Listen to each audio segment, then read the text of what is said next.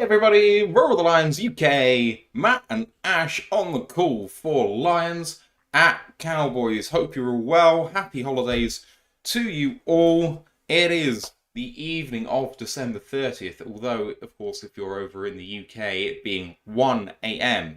Ash, it's actually Sunday, December 31st. So, New Year is here, almost. Have you had a good holiday season so far? So far, yeah. Went a bit downhill today, obviously, with a certain bowl game happening, but we move. Uh, but yeah, let's hope. I'm willing to sacrifice some bad performances by my teams for a win here. Let's just get this monkey off our back and beat the Cowboys because fuck the Cowboys, to be honest. We are tracking at the moment the Detroit Pistons, who are up against the Raptors by 4 with 8 minutes to go. Oh So God. praying that the Pistons can pull one out, because are they joint with the record at the moment? I think they're joint with the 2-season Dead. record. Yeah, isn't it? Yeah, the amount of consecutive losses. Of course, Not this good. is Lions at Cowboys, so we're going to be having a look at that. Brian Shook, did you guys eat some figgy pudding over Christmas time? I did not have figgy pudding. Figgy pudding really isn't a thing anymore. It's a thing from a long time ago, but never mind. Exactly, yeah. Peo says, I don't want the Raptors to lose. Well, Luke G says, Pistons will lose it in the end. They want the GM and head coach fired. I mean, I don't think a win here is going to change that somehow, but never mind. Tara DC says, so desperate for that Pistons win. Hope everyone's well. There's lots of people in the chat, which is absolutely fantastic. Thank you all for being so active so early. Shout out to everybody. Mike the Marine, Joshua Mercer, Experiment, Tara DC in the Twitch chat and in YouTube. Peo Time, Canadian Rams fan. Appreciate you coming out for this one. Luke G in there as well. Grandizer, TJ, Brian Shook, Dan Flynn, Teardrop Floyd, your good self as well. If you want a shout out, come say hello before we go live. And we have the inactives to let you know about. So let's have a look at that right now. If I can find out where I put them. So for the Lions, inactive today, for offense. Quarterback Hendon Hooker, who is the emergency quarterback. Wide receiver Antoine Green and tight end Brock Wright. On defense, the defensive lineman Broderick Martin and Levi Onwuzurike. Outside linebacker Julian Okwara and corner Stephen Gilmore, not going up against his brother, which is a shame we couldn't make that one happen, but never mind. Elevated for the Lions is the interior defensive lineman Alu Alu. And we signed Anthony Ferkser, tight end, to the main roster as well. So he's active for this game because Brock Wright is not going. Who else did we elevate, Ash? Oh God, I should remember this. It was someone obvious. I can't remember. Um, Wasn't a kicker. It wasn't a kicker. it wasn't the kicker Was... because we already signed the So I kicker. signed him. Yeah.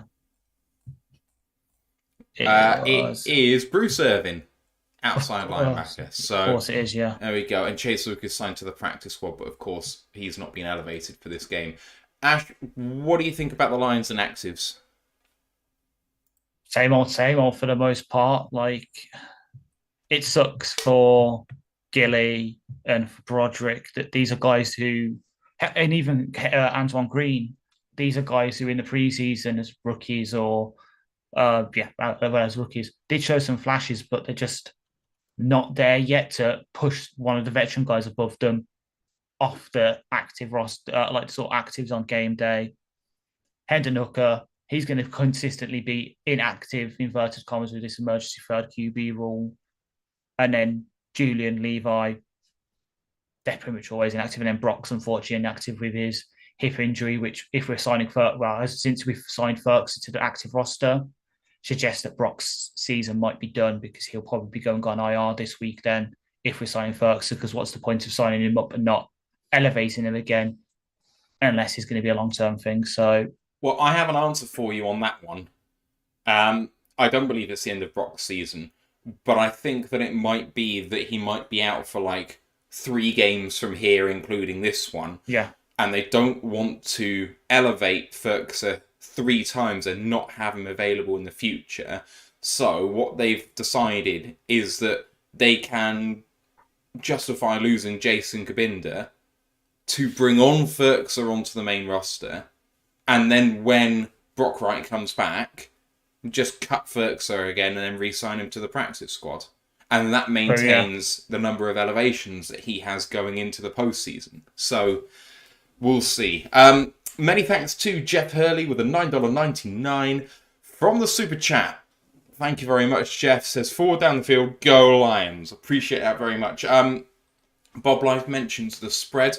The spread has come in, at least from Bet365. They now have it at 4.5 in favour of the Cowboys. It started out at 6, and it came into 5.5 when we did the preview show, and it's now 4.5. So let's see what happens. Big Aries as well on Twitch subscribing at Tier 1 for their 24th month. Just saying, I just wanted to make sure Ash was okay. I didn't see the game, but I saw the score in the early fourth and was concerned.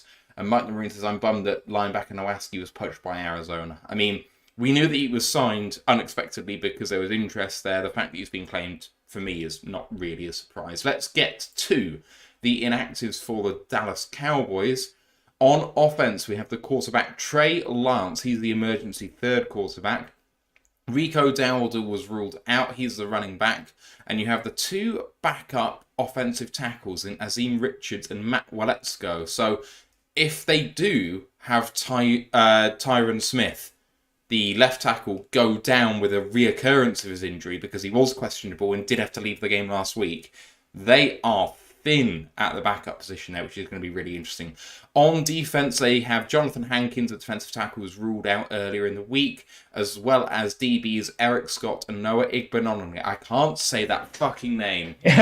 Igbenog. No, you've got me. You have to say it. No, you've got me messing up. Igbenogany. There you go. Yes, I got it. Anything to write home about there? Pretty much not. Like, just obviously, Hankins already knew was ruled out. That's going to be a big miss for them because as much as he was highly praised by some in the draft process and then by Madden in the opening of their Madden ratings, having him higher rated than Aline for some reason, Marcy Smith hasn't been all that for his first round pick pedigree that he was picked at. So that's something we can target. But yeah, the main one is obviously the backup tackles with Smith being not 100%.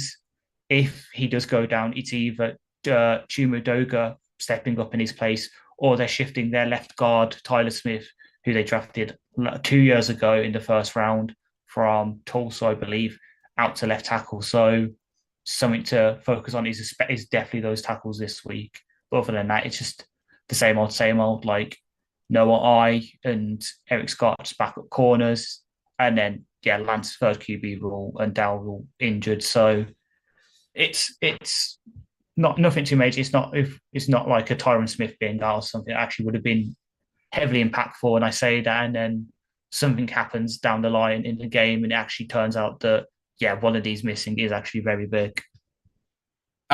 We did have a question, but I've just put the Discord link in the chat. So if you want to come and spend a great time with a good bunch of Lions fans, do click that Discord link and come and join us there. Would appreciate that. Had a question from Peo who said, but I can't find it. Just a bit frustrating. What are your expectations for Goff re-signing with the Lions? I put it at more than 95% at this point. I just think it's going to happen. I think it's going to take something actively stopping them from doing it, like Goff gets a horrific injury and they just don't want to commit, or Goff publicly saying he'd like to move on, which I think is unlikely, but they're non-zero possibilities. Exactly, yeah. What about you? I agree. I can see it happening. It's perhaps not where it was to his price mark. Probably isn't where it was to open season when he was still on that non-interception streak. Everything's going well. We have seen some of the bad Goff this year come back. Obviously, with the Bears and Packers games springing to mind. But I'm for resigning him. As much as I would love for us to snap up someone like Jordan Javis or something in the draft and start over, in inverted commas. Goff is here to stay, I think. The team loves him. Front office loves him. He loves it here. And this offense is built around him. So I think until Ben Johnson goes, I can see him at least being a starter here. And then if and when Ben Johnson goes, he'll probably be traded to follow him because Ben Johnson just got the perfect offense, football, the perfect offense. It's built around golf. I know that JPA football is not a reliable source, but Ant has just put in our Twitter chat around the NFL that apparently Eberflus is expected to keep his job. Around the NFL has tweeted the same. Unbelievable if that's true. I'm sure our Bears friends will be absolutely pissed. Yeah, no, I actually disagree. I would be disagreeing with them. I think Eberflus has done a good job with them to close the season. He's not been the issue. Right, let's turn our attention to this game with the kickoff about 5 minutes away on this Monday Night Football on Saturday night, which is the weirdest fucking shit ever. I know it's because ESPN just has the rights to Monday Night Football and they have the ESPN crew, so they have to call it something funky to make it work. But anyway, Ash, we talked about it in the preview. Have your feelings changed on what the game might be in terms of result? How do you see the game script going? For the people who didn't watch the preview show, what do you think it's going to be? I can't remember my exact score prediction from the preview because I also didn't write it this year to write it down. This week to write it down, just have time. But run the ball. I know obviously against Miami, we did well stopping the ball because they played a lot more zone because obviously they're having to go up against Waddle and Hill. But the Dolphins also run zone scheme. You saw what happened to them when they faced the Bills the week before, who run the gap scheme, kind of like what we do. Running the ball is going to be key here, especially with with Jonathan Hankins being out. But I can also see us exploiting some matchups in the play action game deep with players like JMO, Leaf, because Dallas run the most man of any team in the league. So having those sort of speedy guys to beat those one-on-ones could come true. It's going to be a shootout in a way, but I can see us winning by about a field goal or something. Just reading some of the comments, we have Dan Campbell's goatee saying 112-2 to the Lions. I like that, but also concerned that you're projecting that the Cowboys will somehow get a safety in that. But there we go. Grandizer is picking a 23-23 tie. See, I know how that safety is going to come about. We there's like 5 seconds left on the clock on the end of the first half, so we do the intentional safety thing just to run out the clock. I can see that. Freeland's prediction is the team with the most points will win.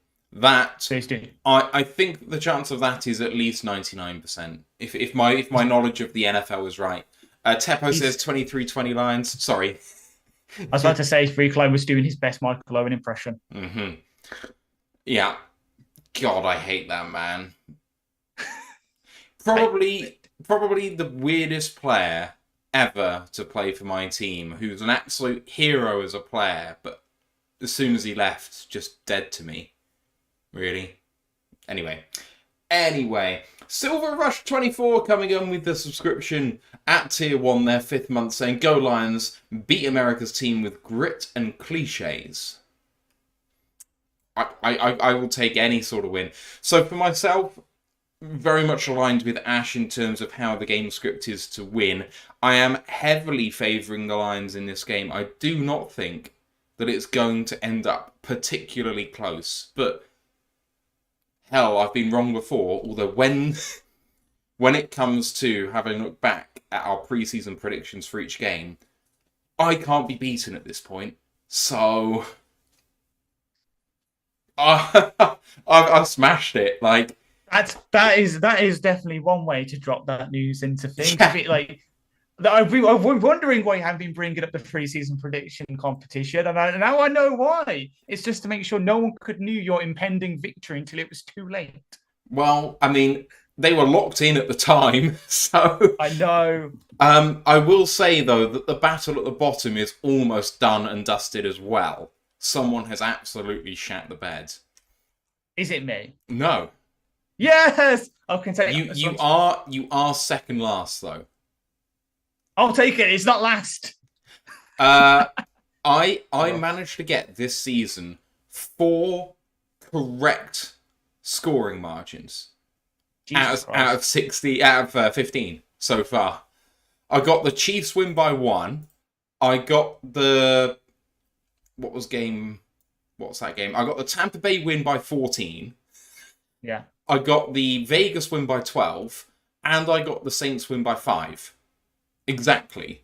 All of them. So I'm never doing this again. I did pick a loss by 10 in preseason, so if we do lose... Nah, but I'm picking 45-33 to the Lions. Jesus Christ. I'm 45-33, is that what I said? That's what I said online, wasn't it? 12-point victory. We're going to run it down their throats. We're going to control clock. They're going to have to go quickly, which means their defense is going to be absolutely burned. Our defense isn't going to be able to stop them a huge amount, which means we're going to see points on both teams. But we're going to get enough stops on defense that we'll be happy enough with what's happened, I think.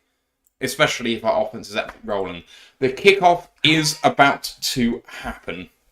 So let's see what's going on. Ash, do you know who's got the ball? We are starting with the ball.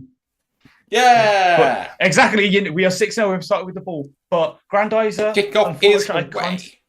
I can't answer that question for you, unfortunately, Grandizer. That's a Matt-specific question. Unfortunately, because it is 1:15 in the morning, I do need to be quiet today. Somewhat quiet. Let's see what happens. El Gentleman says, good evening, chaps. Man, I'm tired. Well, I've had 2 naps today, so I am prepared. Here come the Lions on offense.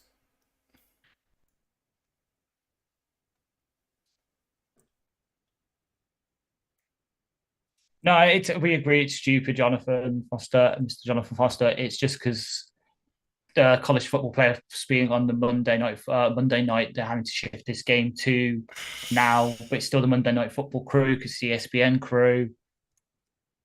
So it's caused all sorts. The Lions run up the middle on first down with Montgomery, and there is no gain. Ash, are you up with me? I'm getting there.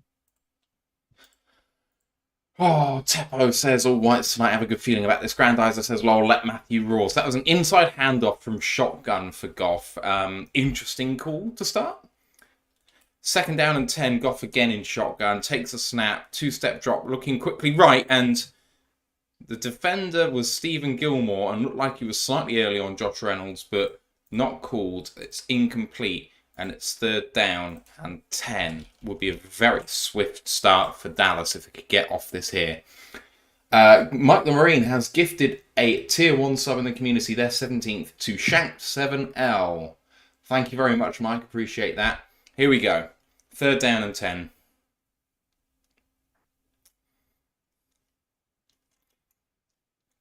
Goff in shotgun once again. 3 receivers to the left, 1 to the right. Takes a snap, throws it, and 1st down Detroit. Nice throw to Khalif Raymond for 11 yards, and Detroit convert their first 3rd down of the game. Lovely stuff. McSperiment says I'm way ahead of you guys. I'm sorry, man. I can't change that. Where are you, Ash? I'm seeing that the replay of Leaf taking the ball now. Little shake and bake. 13-15 now. Goff takes a snap, fake handoff, looking down the field. Goff throws, lovely throw and catch to Amon-Ra St. Brown, and he gets all the way down to the 41 of Dallas. Nice bit of tempo for the Lions there. Ash, you up with me now? Yes. Yeah. Yes, I am. So I'm 13-35 now. I'm still seeing the replay of Amon-Ra running over the star. Yeah, I am so as well. It's a very wobbly pass by Goff, but it got where it needed to go.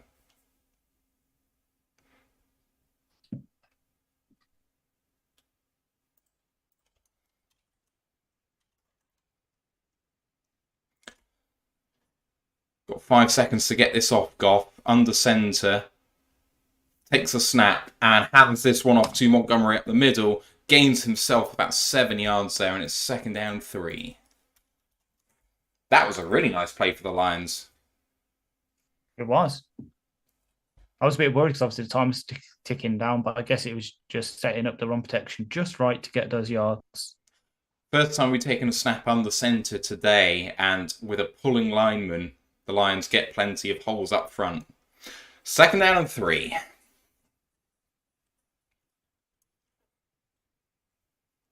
Amon-Ra in motion, takes a snap, and he reverses field. Montgomery runs into his own man, and that means there's no gain there. 3rd down and 3.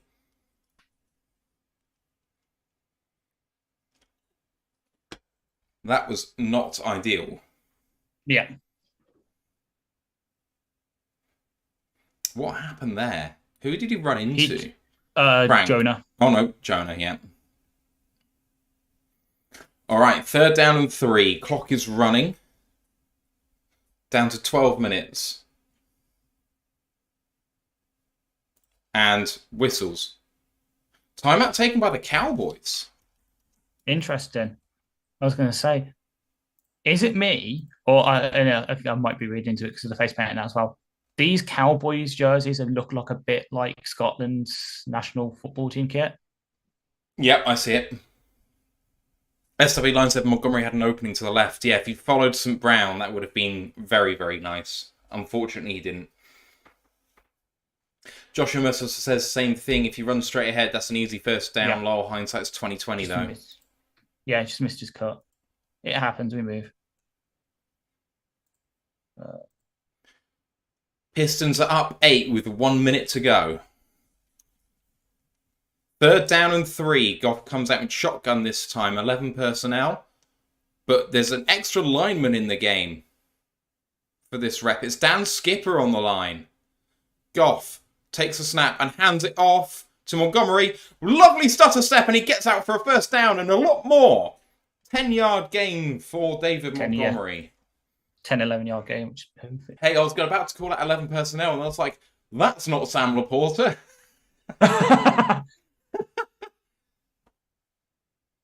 Oh, it is Sam Laporta. Sam Laporta lined up as a tackle, and Taylor Decker lined up as a tight end.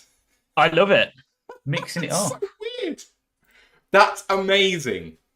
Right, 1st down and 10 from the Cowboys 23. Man in motion's Amon-Ra. Goff looking to check it down to Gibbs, and it's incomplete.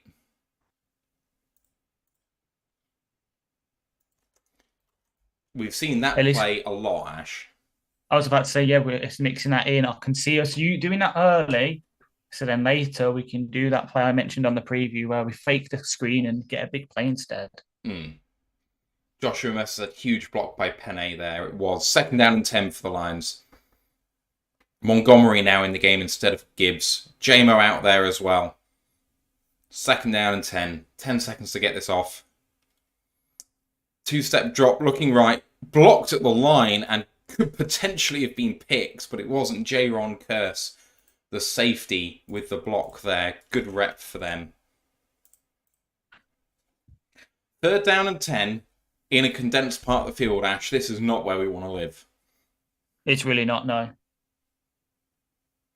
Oh, the Lions could have caught them there, though. On the safety blitz, he had a bit of time to throw, just threw to the wrong man. 3rd down and 10. Goff in shotgun again. Amon-Ra in motion, crossing. Check down to Jahmyr Gibbs. Stays up somehow. Flag flies. Flag flies. It's close to where the tackle was made, so it hopefully might be to do with that. Are you going to... Block in the back. Ah.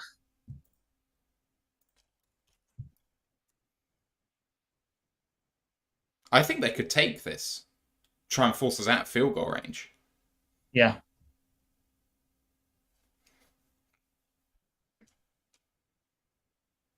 Oh, penalties declined. 4th down and 10. That should bring the field goal unit onto the field. A good first series for the Lions. Yeah. Yep. Yeah. Can't moan at that. Oh. I've got another thing on the National Lottery for the 4th straight week. What fun. Probably fuck all. Here comes the field goal attempt from 41 yards. It is up. It is good. Lions on the board to start off. Ash, when you take the ball to start, you have to get points. That is not a touchdown. but it is the minimum of what we needed to get. Exactly. Yeah, you can't just. We've seen this with times where we've got the ball and we've just got close and then tried something and it's just split into no points. At least now we've got the points because, as we keep saying, this Cowboys offense, especially at home, can put points down. So it's just a case of just every single drive, just get as many points as you can. Hopefully, get some stops in them, and by the end, it'll all work out nicely. So I can take it. Obviously, seems we've got started well. Kind of obviously, well, say that first two plays didn't get any yards, but we had some momentum. We were throwing in a couple of those screens, which will either go well because we're going against their pressure, or it's setting up for later where because they're good at crashing on the screens, we can build plays off it to catch them unawares. But we take it; it's free. Now it's just time to see what these defense can do against one of the best, if not the best, wide receiver trios in the league. I realised that that's the best kick I've seen Badgley make. A lot of his extra point kicks have been fading to the right. I think with extra point kicks, he's been prioritising kicking the ball quickly rather than accuracy, and a lot of them actually end up coming out as slices, but because he's so close, it doesn't really matter. He's just trying to avoid getting any blocked kicks. But there we go. Yeah. Free Climb says sketchy snap. I wasn't on long snapper watch on that kick, I have to admit, but I trust you. Good recovery by Fox, he says so. No gambling on fourth this game, hopefully. Well, it'll be a lucky game if we are not. But all in all, Ash, I think that's probably a pretty good drive for us. I mean, the things that we thought were going to work did work in terms of our runs were probably successful. I'd say 50% of the time. A couple of poor runs, but a couple of really good runs, especially on and short situations going for like 10. And a couple of passes working and a couple not. So, all in all, encouraging signs to start. Exactly, yeah. Like, as we're getting the advert from like the best new TV show on TV right now. Percy Jackson. Right. As the world's biggest fan of Percy Jackson, I can tell you it's a really, really good TV show. If you want to learn a bit about Greek mythology and actually watch some really good acting. Disney Plus for you got, I think for America, it's every Tuesday at 8 p.m. For us, obviously, it's like early in the morning Wednesday. Pistons lead by 5 with 25 seconds to play. How are they going to lose this one?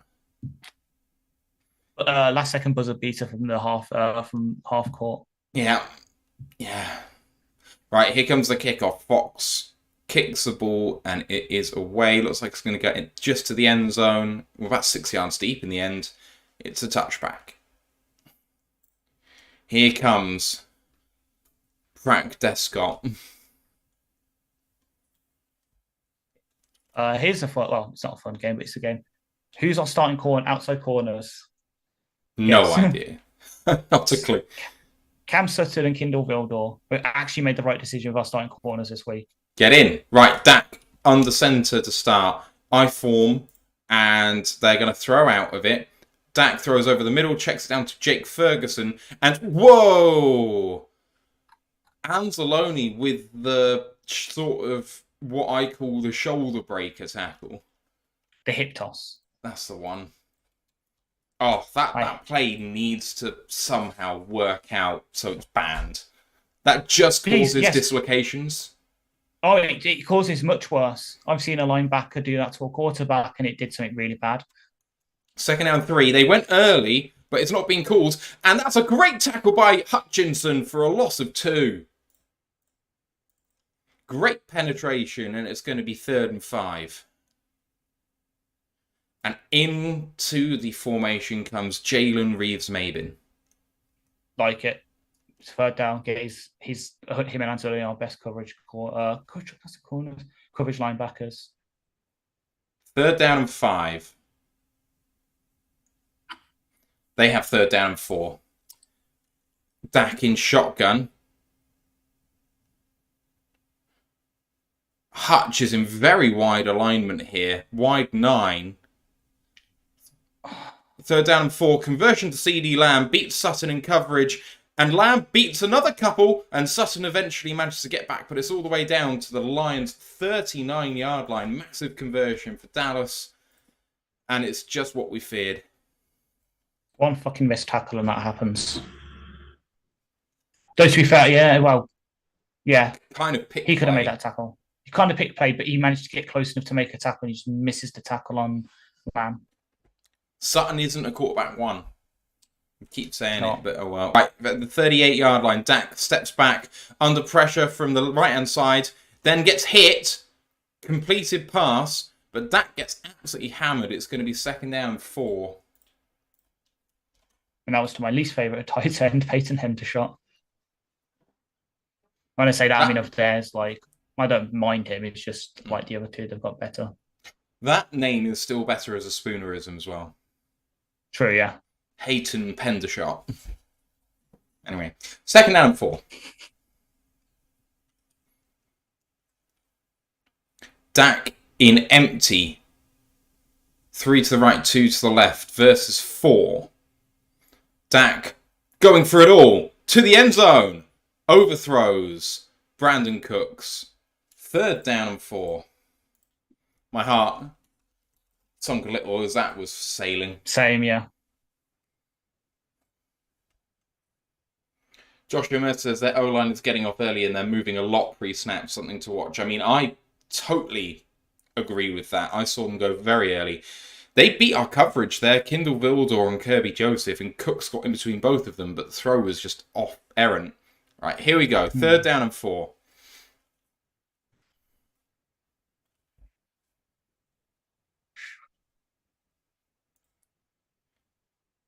Hutch didn't go early, despite look like oh my God! Matt's going to be a happy boy. Yes! Matt's going to be a happy boy. Come on, Millie! It's your boy, Iffy Mefalu. Iffy, baby! What happens when Dak Prescott double clutches? Bad things happen for the Dallas Cowboys. Let's go! In front of Lamb as well. Lions have the ball. They turn it over.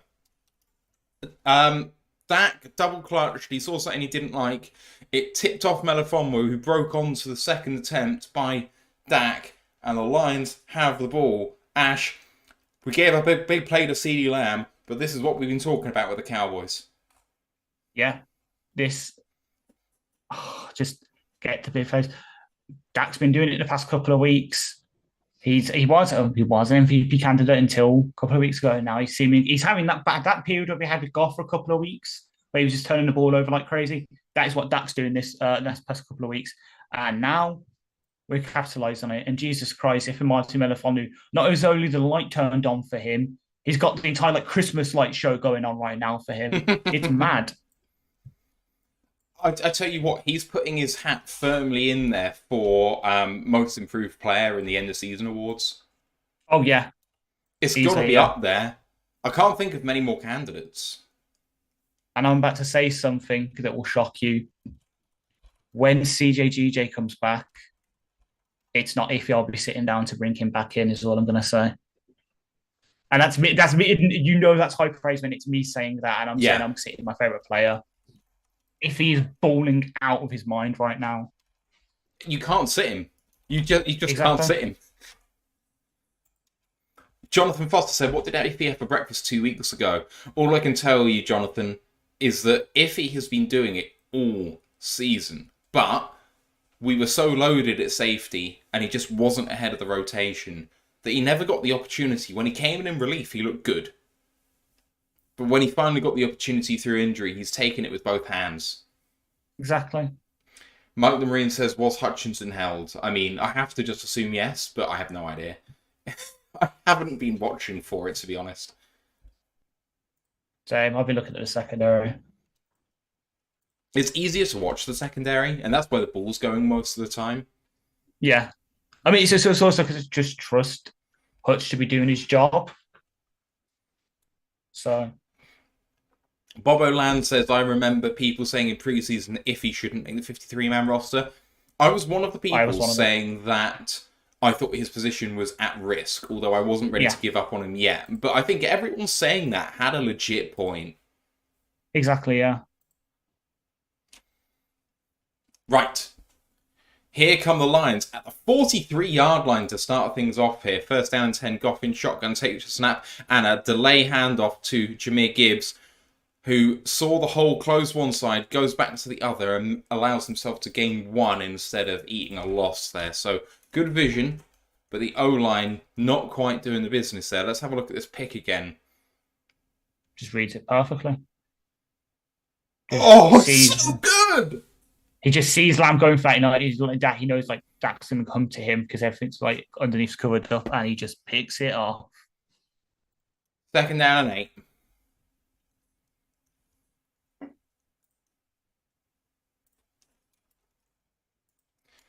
Goff in shotgun again at the 45.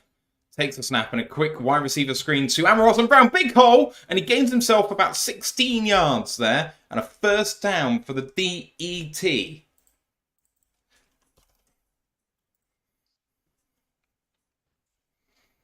Free climb says St. Brown be St. Browning. Hell yeah. Exactly. And with that catch, he now owns the third most receptions through 3 career seasons in NFL history. Here come the Lions again. First down and 10. Can they get a 2-score advantage early?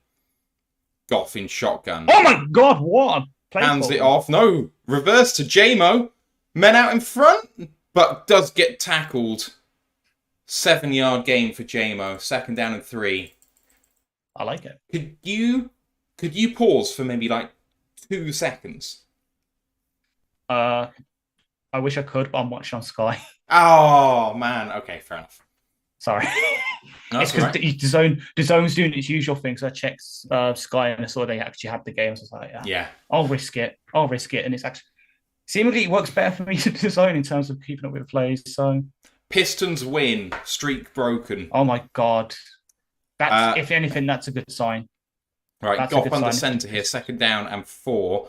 Goff hands it off, but that is a terrific rep by Micah Parsons for a loss of 3. Third down and 6. Third down and 8, apparently.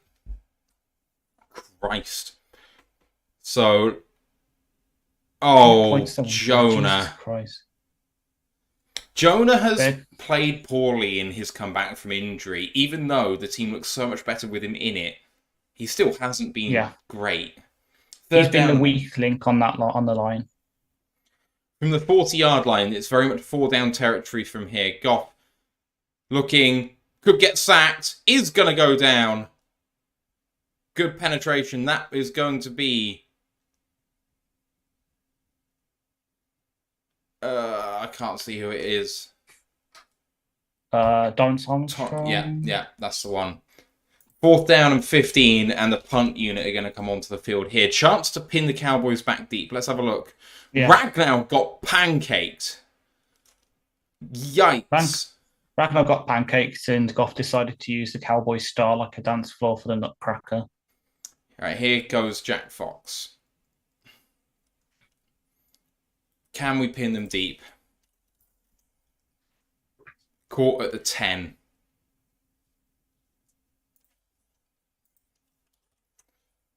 So the Cowboys defense bails them out after a poor throw by Dak Prescott, and they have the ball again, but a little bit deeper than they started off with the last possession. Mark says, let's score something on turnovers. SW Line says, Gibbs didn't have a chance on that play. Parsons was in the backfield unblocked. Yeah. If we're going to succeed in this game, we must succeed in the run game, and that drive, Ash, was not ideal for us in the run game. Exactly, yeah. It wasn't the best, but there were some good plays. Like as I said, I loved that J-Mo and that J-Mo was reverse, and the Amon Ra play was quite nice. But yeah, it's just stalled out a bit. They loaded up sort of line a bit, targeted Jonah, and back-to-back plays basically, and that's what happens. Yes. Jesus. So someone said. So SW Lines said Gibbs didn't have a chance, but TJ said Parson has Gibbs' number.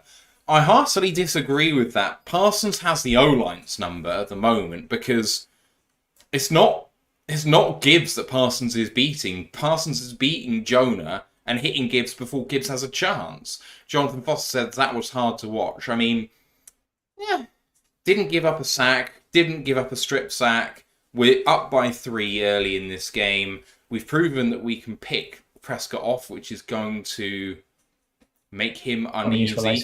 Jonah is not going to have that bad a rep, all the time. So I'm still encouraged by what we've seen so far. Exactly, yeah. And to bearing in mind here, so we're about 10 minutes in.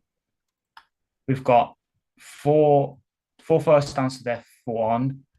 We've ran 15 plays to their 6. We've got the one stat that's a bit concerning is the fact we're at 4.1 yards to play there at 7.2. But you got to bear in mind bearing in mind they had one big play to CD Lamb. The big thing is 22 rushing yards on 7 attempts, get 3.1 yards to carry. So they're -2 rushing yards, -2 yards per rush. It is going to be the run game because that's one of the best ways to limit a big team scoring a lot. Limit the amount of times they can actually score. Yeah, control 100%. The clock.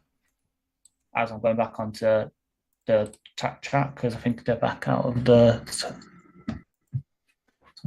Jimmy Johnson being inducted into the Ring of Honor at halftime. Here comes Dallas out of the break and handed off, and a massive loss of 4 yards. Who is that? It's Kindle Vildor.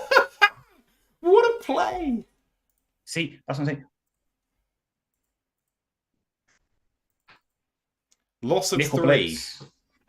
Is it a nickel blitz? Kind of, yeah. He kind of reads the run. It's just a run blitz. Yeah. I couldn't say nickel because it looked like he was lined up in the nickel. Yeah, but they were all just in a condensed formation. Second down and 13. Yeah. From the 8-yard line, Prescott steps back to throw, looking deep, throwing over the middle. What a pass breakup by Kirby Joseph. He heard me. He's like, don't let me down. Don't say you'll bench me, Ash, please. I can be a good boy. What a lovely play, because that ball was on the money from Prescott. It was. I was scared and I could see it happen. It's like, oh no, that's such a good throw. And then he just comes in and breaks it up. Oh. Fabulous play. The way he was going one way and managed to go the other and just punches it out. 3rd and 13. Prescott in empty. Lions throwing pressure and brings 6. Oh, is it going to be... Oh, it should have been a safety. What the fuck is that? Lamb is going to go in for a touchdown. Walks in. Right. Beer time. Fuck me. Ah.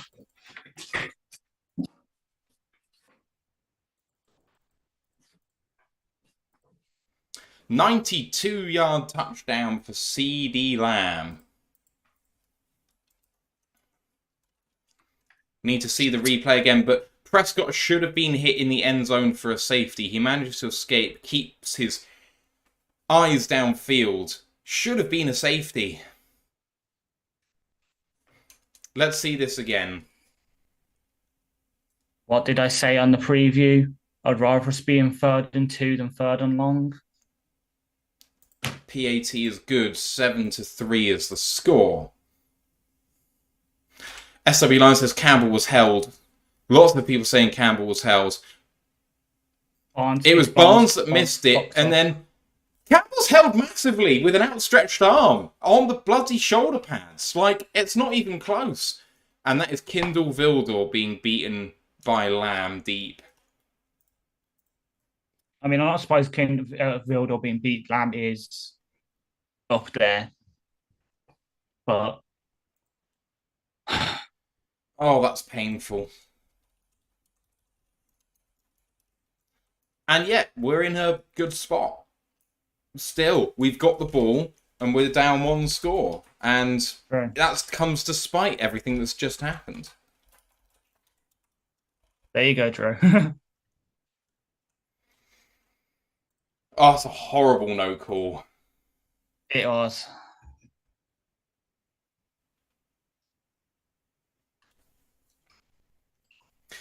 Grandize said 55 had Dak. Barnes was just rushing into the backfield without a plan. Sounds about right. That's my problem with what just happened. He's rushing in there, he gets penetration, he kind of runs past the quarterback. SWL says, how's that not holding? I mean, it's not... It's just so obviously holding that I don't really get it, because most of the time when holding isn't called, it's obstructed by the view for the referees, but that is just like outstretched arm grabbing the shoulder pad, and you can see the shoulder pad pull and come out of the blooming shirt. Like, it's not even close. So that was basically a 8-point swing, 'cause extra point. But that was an 8-point swing. We went from us scoring 2 points to them scoring 6. Oh, Mark B said Barnes had absolutely no awareness of who the cause fact was. Brain dead play. I agree. It was a good rep by him. It was well timed. He got into the backfield. Just needs to finish. Mm-hmm.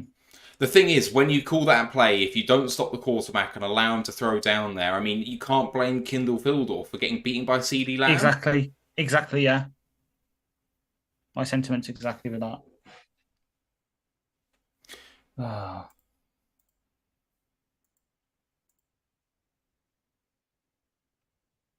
Yeah. I know Vildor's probably going to have like a bit of a hit on the PFF grade for that, but yeah, it's not his fault. SW Line says, how do you only have one guy on Lamb? And the reason you have only one guy on Lamb is because he brings like 7 people. How does he not wrap up with his arms? Why does he try and hit him? Just exactly. Clothesline him. I get that he's basically trying to force a fumble to get 6 instead of 2, but just take the bloody 2. Yeah. There's nothing wrong with taking a number 2 in the right place and right time.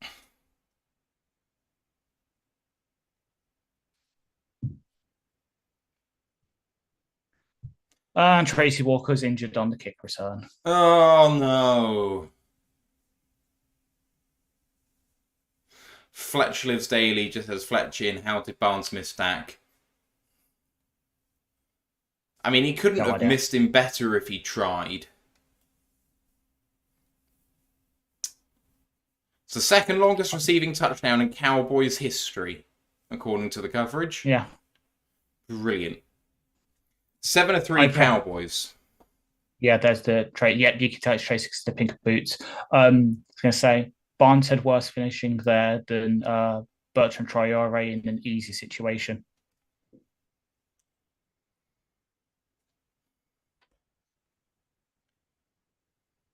Mike the Marine says Barnes was throwing an elbow. He was.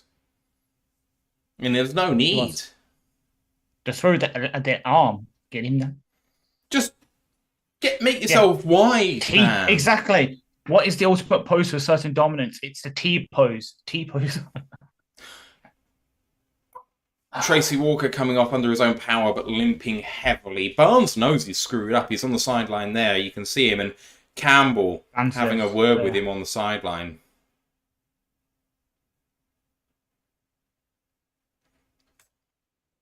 And that's the sad thing, because as we keep saying, it's seemingly like a once-a-week thing with Barnes that we have to remind people of it. But the fact he used to be a former edge rusher at Purdue, so he should know how to bring down the QB. Run up the middle for the Lions. Montgomery gets himself 5-6 yards.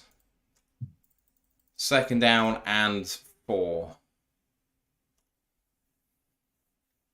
2nd down and 5, correction.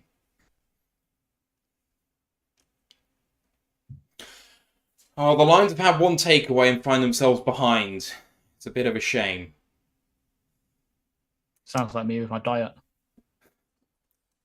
From the 30-yard line. Oh, full start by the Lions. That's Graham Glasgow. He knows it.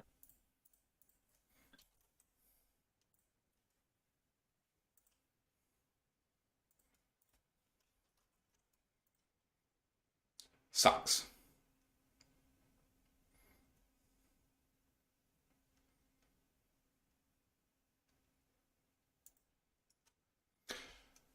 All right. 2nd and 10 then.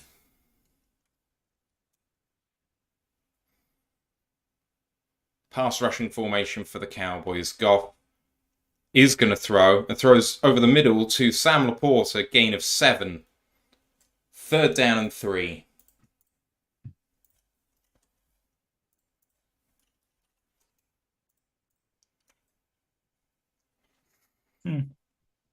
Come on, Sam. 3rd down and 3. Cool. There's a showing it. Laporta needs 7 more receptions, roughly 7 more receptions to break the rookie tight end reception record. 3rd and 3. Goff in shotgun again. Laporta in motion. Oh, they tried to get funky and handed it off, and it was blown up behind the line by the other edge rusher. That is Dante Fowler. That's Dante Fowler. He's not even a good reading defender. Laporta just misses him. Yeah. It's a perfect play call if Laporta makes the play and he misses him. Yeah. Never mind, he's got a chance. He gets the 1st down if he gets that. Here comes Jack Fox with the punt. I don't like the fact that those people are moving. Please don't do it, Dan. Please don't do it, Dan. We don't need to do it here. Yeah, exactly. I was worried then you could see people moving behind the line. I was like, please don't you dare. Fox with a beautiful punt. Caught. Oh, it wasn't caught. It goes out for a touchback. It bounced at the 5. 70-yard punt for Jack Fox. Mm-hmm. With that reception he had on that drive, Sam Laporta has now established a new franchise record for receiving yards in a season by a Lions tight end, breaking the previous record of 777 set by Brandon Pettigrew in 2011. SW Lions says they're getting a lot of penetration behind the line of scrimmage. They are. They've beaten several of our guys one-on-one straight up right now, and we can't afford that. I think it makes sense in a way because other than DeMarcus Lawrence and I guess Armstrong, you've got Michael Parsons, who is a linebacker build. You've got Sam Williams, who played linebacker at Ole Miss. You've got Dante Fowler Jr., who for most part in the time in the league has been an outside linebacker in a 3-4. And then I'm looking at Tyrus Sweep. I'm guessing, he's 6'2", 260. They're all outside linebacker builds, so they're designed to get that sort of penetration quickly. The speed rushers rather than power. So there was a comment from Experiment saying Aikman has said that Laporta has missed that block twice today already. Maybe that's Brock normally. I don't think it is. I think that is normally a Sam Laporta's block as a move tight end who gets the block on the run.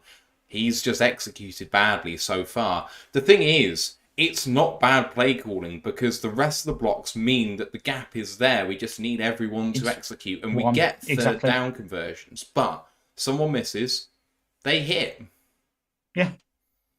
I don't even think it's conservative. It's how we live. It's how we win. It's how everyone wins. It's as Sandman from the DLPs tweeted, one league win basically breaks a chain. You need everyone to execute well. You saw it with the blitz. If Barnes executes that well, we get safety. But instead, we concede a touchdown. The fine margin in games like this, where it's two really good teams, it does come down these fine margins of execution. Apparently, there was a big problem on that punt return. Okay, apparently, 2 guys spit roasted our gunner, according to El Juddman. I'm not sure what you mean by that, but it doesn't sound great. Oh my God! It looks like the Packers might be cutting Jair Alexander in the offseason. Yeah, that's expected. They're picking Joe Barry over Jair Alexander. No, they just can't afford Jair. Their saving is too high on him. His cap hit is massive. He can't play on the current contract, and they don't want to re-sign him. I would take him here, even though he's clearly a bit of a prick. Yeah. But we kind of need him. Right, false start Not gonna play. to start for Cowboys. If I could be that guy sitting watching a football game in a cowboy hat and eating sweets.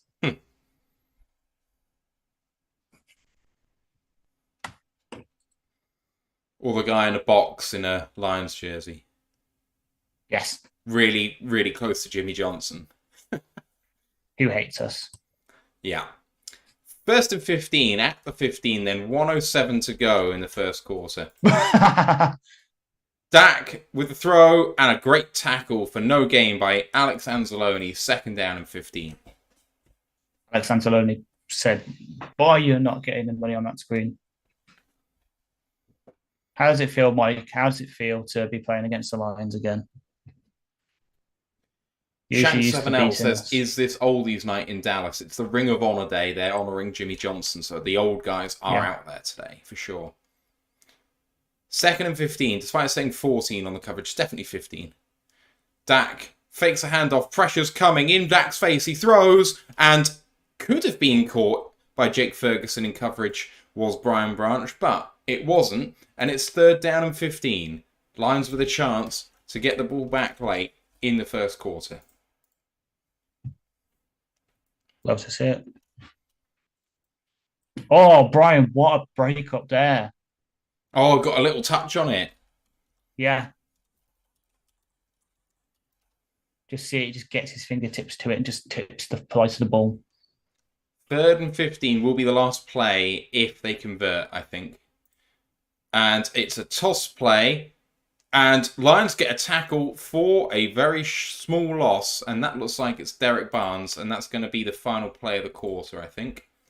Yeah. Are you just updating the I am. The graphics? No, it's too well.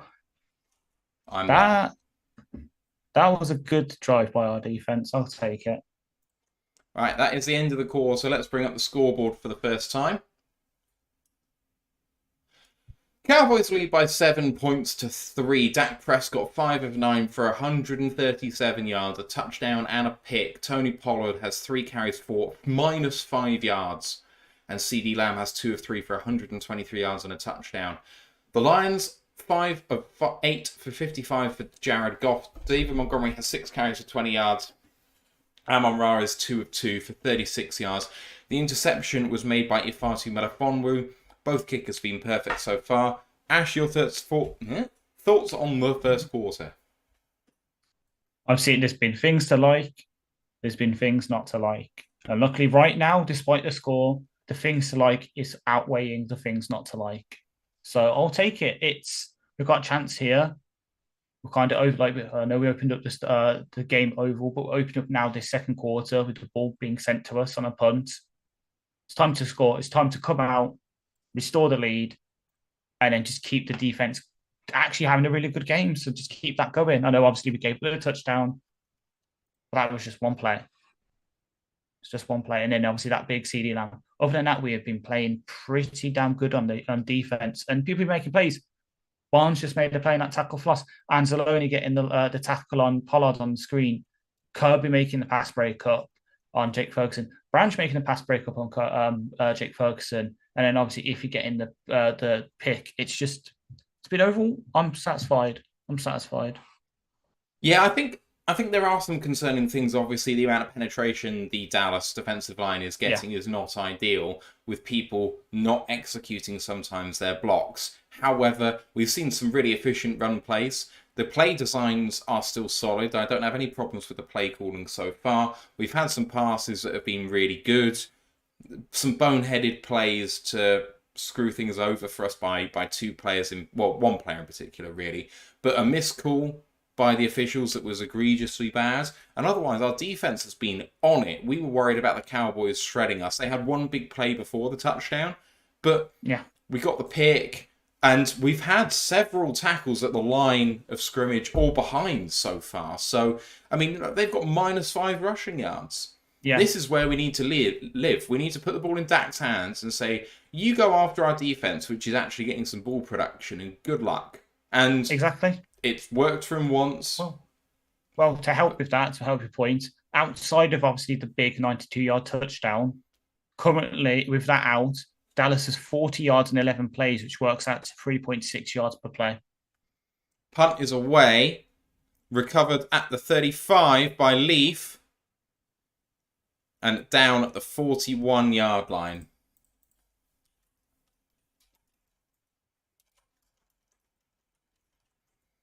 So the Lions take over at that spot.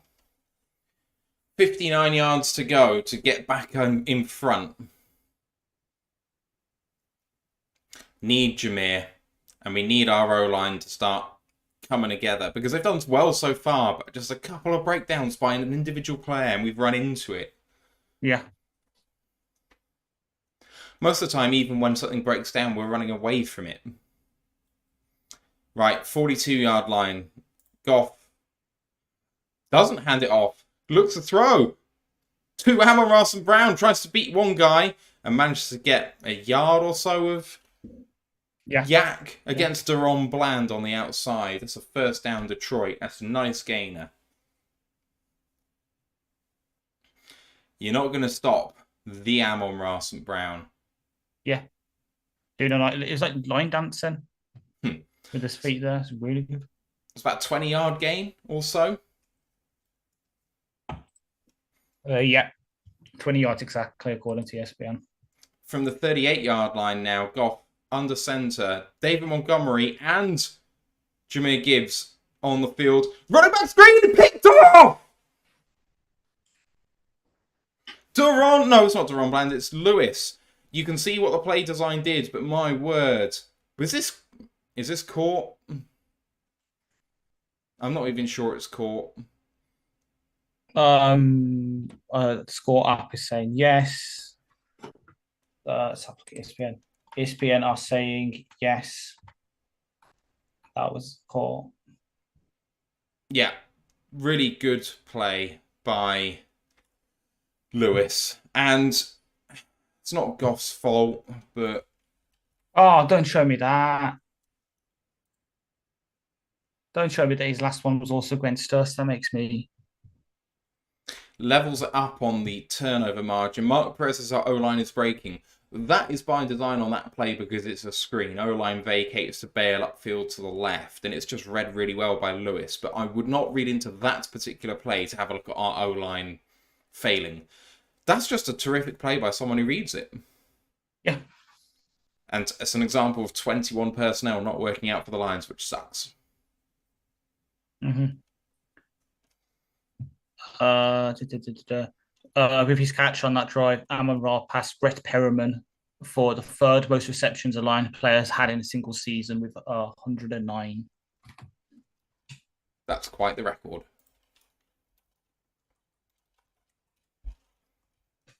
Damn good play by Lewis. It's true. Yeah, I've been watching the tape because we've been doing quite a few of these like sort of slow development passes, especially on screens, and it got caught out there. Throw that play in the garbage. Go back to the drawing board.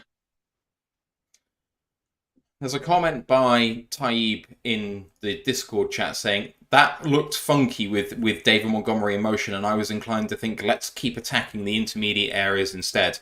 What we were doing wasn't being defended particularly well, so I don't really get the need to change things up for the sake of changing things up. Yeah. SW Line says, you can't beat the team like Dallas with the offense playing as it is. They have to play better. That is true. However, with the defense playing like it is as well, the Lions have got a shot, but we are relying on them more than you would like to do with a team that's built to win offensively. Exactly.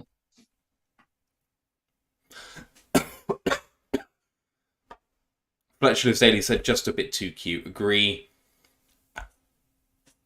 Yeah. Not a fan of that. Yeah.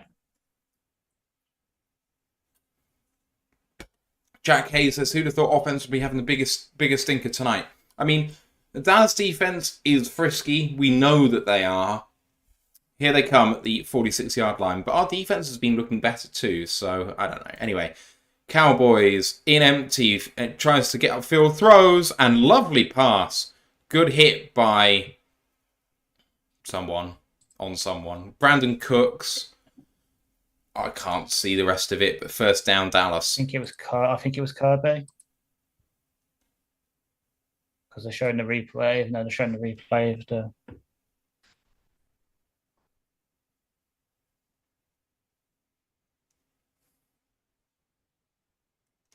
Right, here we Well, you go. don't need to be a good lip reader to see what Dan Quinn was saying there. First down and 10 at the 33 of the Lions now. Dak hands it off. Rush up the middle. Good push. Against Benito Jones. Gets about 5 yards there. Second down and 5.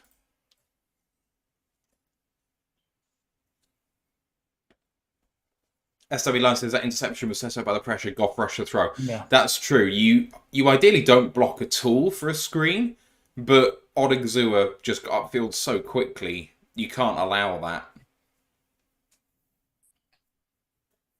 Second down and 5 at the 28. Dak in shotgun, fake handoff, looking for the end zone, clutches, throws. What a hit! Really good catch by Dallas, and it is a first down, but Cam Sutton came in and laid the hit down on Brandon Cooks. Not Brandon Cooks? Yep. It was Brandon Cooks. I think it was Brandon. Yeah. Oh. Good Man plays on coverage. Just using his speed to get across the formation, get some separation. God, it's raining so hard here. I hope it doesn't affect the stream. Apologies, people, if it does, but it's stormy here. First down and 10 and hands off. Good tackle by Brian Branch there. Gain of 3. Second down and 7.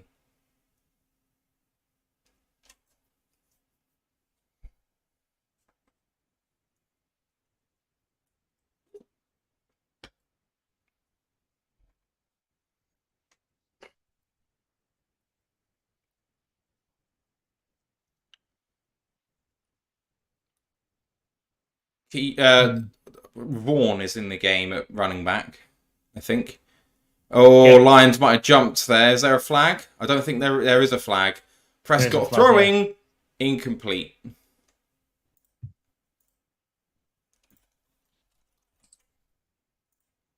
It'll be second down and 2 now, if that is offside. Yeah.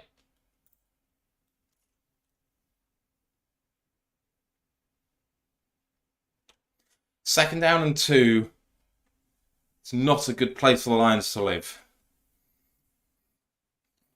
I'm not convinced that Benito actually jumped into the neutral zone here. He jumped, but he only jumped up. I don't think he jumped forward. Yeah. Exactly. You see him saying on the sideline, I jumped up. Tony Pollard gets himself 7 yards. It's first down and goal from the 5. Oh, there's some afters.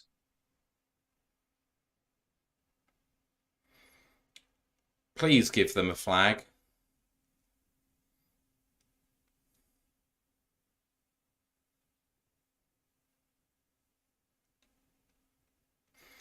Because of the fisticuffs, Dallas are a little bit behind in terms of getting the play call out there. Why are they giving it afters? Isaiah Bugs. First down and goal from the 5. Dak under centre. Fake handoff.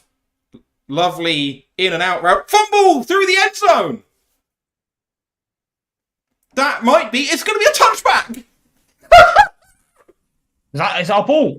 It's our ball. Our ball. Woo! Turnover. Yes. It's good when it happened because I can see that Jeremy's tweeting from the private choice account. Time for the best rule in sports. Yep, fumbled through the end zone. Weird. What a result for the Lions. Let's go. Good play by Vildor to kind of force that out, does he? Oh, he absolutely forced it out. Yeah, disrupts the arm. That's 2 feet and a football move. That needs to stand. That needs to stand.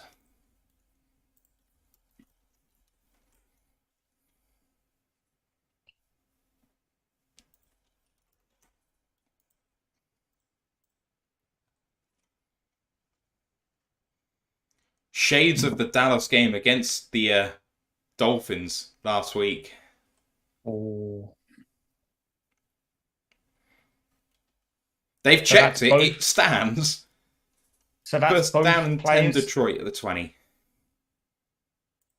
Snap away, handed off to Gibbs, outside run, lots of room, gets himself 8. Second down and 2. So that's both players who are at fault for that big touchdown, making redemption plays. Barnes with a sort of tackle for loss on the third down, and now Fildor forcing that fumble. Lions going hurry up. Second down and 2. Goff in shotgun takes the snap now. 3-step drop looking left. Now having to come upfield. Does throw. Looked like it could have been a sack. That's a incomplete for Sam Laporte. Yeah. Did not survive the ground. Third down and 2. Hey, might be. I'd heard of Kindle Vildor before 3 weeks ago.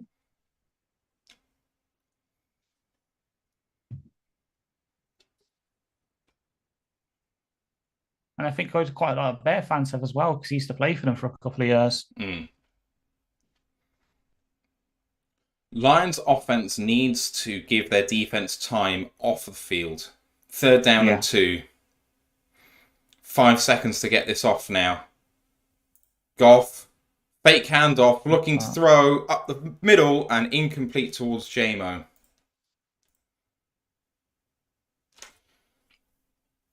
JMO asking for a hold and doesn't get it. I don't like the play calling on that one. Did not like the play calling. Was that CD Lamb with the fumble, by the way? Yes. Don't look at the YouTube. Oh my fucking god, they weren't lying. What the fuck, Dan Campbell? Your balls are enormous. JM just fucking threw a pass to Khalil Dorsey and it worked. Dan Campbell, you spooky motherfucker. You spooky little boy. Spunk. So pass the up, man. Sprints out. Laces out. Well done, Jerm. Well done. What a lovely throw. And what a catch by Khalil Dorsey. Dorsey, yeah. That is... Yes, Jerm, yes. That's ballsy. That is ballsy. Hand off to Amon-Ra Brown for 13 yards and a Detroit first down. Oh, Mark Perez says I need a drink and a smoke. I am I'll join you for the drink. For smoke. I don't. Oh, that's a tea light. That's the closest you're going to get. Wow. They didn't even show the start of the punt, so we missed half of that on the live coverage. Yeah, exactly. We just saw the pass. That's... At the 30-yard line, it's first down and 10. That's the 30-yard line of Dallas. Goff under center. Hands it to Gibbs. Plenty of room. Beats 2. Gets 11 yards. And another Detroit Lions first down. They're in the red zone. Loving it. James Mitchell sighting, and he made a good run block. Things you love to see. Exactly. Down to the 19 then, first down and 10. Gibbs checks in as the single back. And runs it again. Plenty of room. Could it get all the way? He might. All the way down to the 2. Gain of 17. This is a Jahmyr Gibbs offensive drive. Amon-Ra and Lewis going at it after the play. Come on. Finish it off. Laporte, good run block. Late hit, but he did it at perfect timing. Yeah. And then Marquise Bell almost tackled him into the end zone. Then first down and goal from the 2. Gibbs in the backfield in shotgun. Killing the play is Jared Goff. 5 seconds to get this off. Ah, for fuck's sake. Hands it off to Gibbs. Hit behind the line for a loss of 3. Second down and goal from the 5.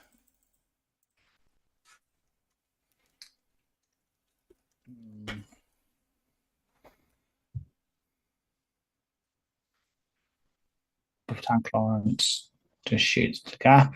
Yeah, just gets round to Graham. Damn it.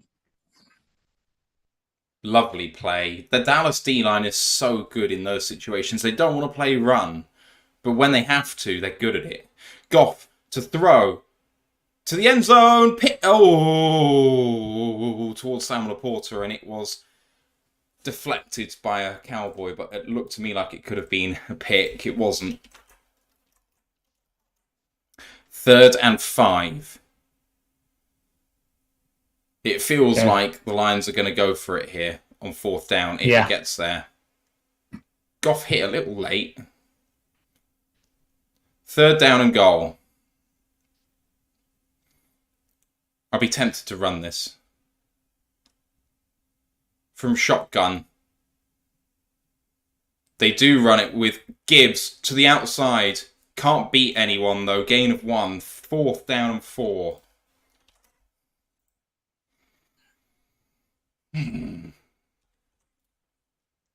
Offense stays on the field, as predicted.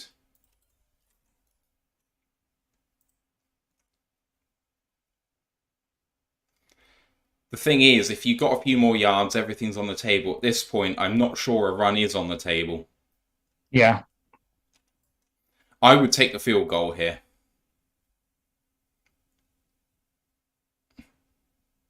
Something's going on.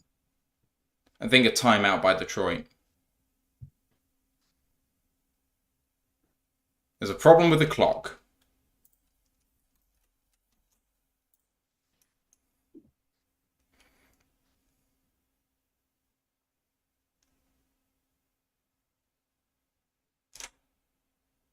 I would be taking the field goal here.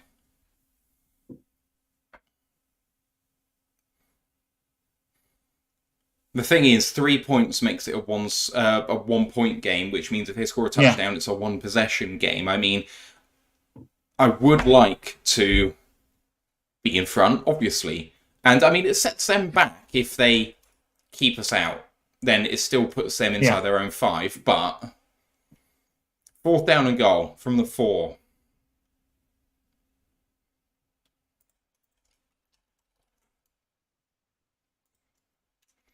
Goff in shotgun. Calls for it and gets it. Goff. Pressured. Can he get the throw away? He does. Incomplete. Towards Sam Laporta, Goff was having to run for his life. Oh. Here's a novel idea. Block Micah Parsons.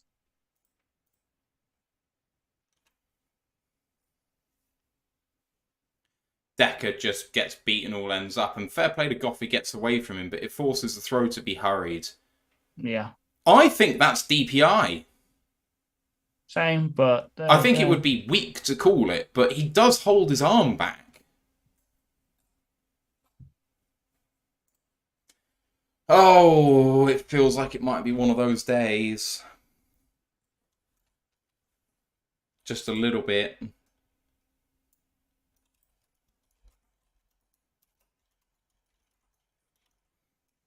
An interesting offensive possession, though, Ash.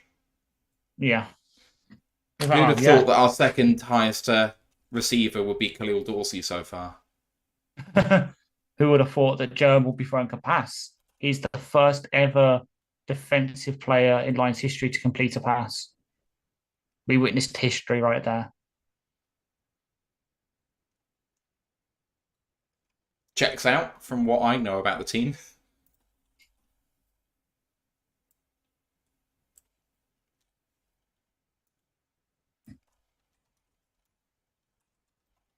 So the Cowboys take over at the 4-yard line. The Lions have got to put pressure on here. Yeah. And it doesn't work this time. Unlike last time we were in this kind of situation. Jonathan Foster said waste of a fake punt there. And I mean, true. But also, feels like they do the fake punt to only get the touchdown as opposed to settle for a field goal. But there we go. Mark presses. Hopefully Barnes makes a tackle in the end zone. Fingers crossed, man. SW Live says Campbell's overly aggressive doing the fake punt. He went to the well once too often going for it. Potentially. Here we go, though. 5 minutes to go in the first half. 7-3 ball game. No score in this second quarter so far. I do think that the field goal is the discretion being the better part of valor. Mm.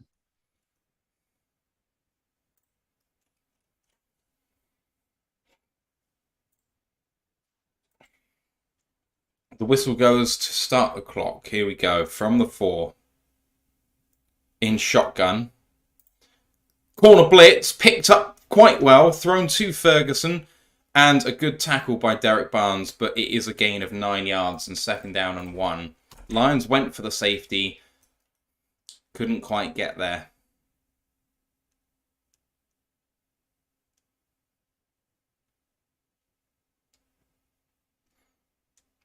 It's not the worst throw by Jared Goff, given the amount of pressure he's under, but Laporta just can't win that.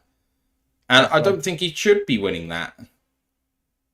Run up the middle, and good tackle by Kirby. 1st down and 10, though, as the Cowboys get out from under their own end zone. Yeah. As much as I love Kirby, it's a bad sign if he's the one making the tackle on a run. 4:45 in the first half. At the 20. Lions in 5-2. Fake handoff. Lamb getting out of bounds with a gain of 5. 2nd down and 5. He could have got more. He really shied away from that one. You knew it was coming. As soon as you saw Lamb come across the formation, you kind of knew that what was about to happen happened. Just bit on the play action a bit too hard there. 4 minutes to go. Can the Cowboys bleed the clock and go 2 for 1? 2nd down and 4 at the 27. Dak under center, fake handoff, looking deep. Intermediate left-hand side towards CeeDee Lamb. Gain of 15, 1st down, and the clock stops. Runs.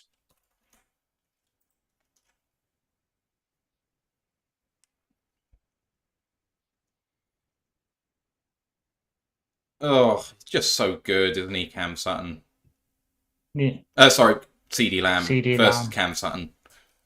I don't know why the clock started. He ran out of bounds within 5 minutes at the end of the half. Handed off up the middle. And he got 2 yards, 2nd down and 8.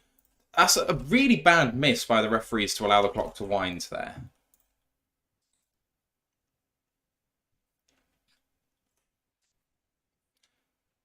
Correction, 2nd down and 9. Opportunity here for the Lions.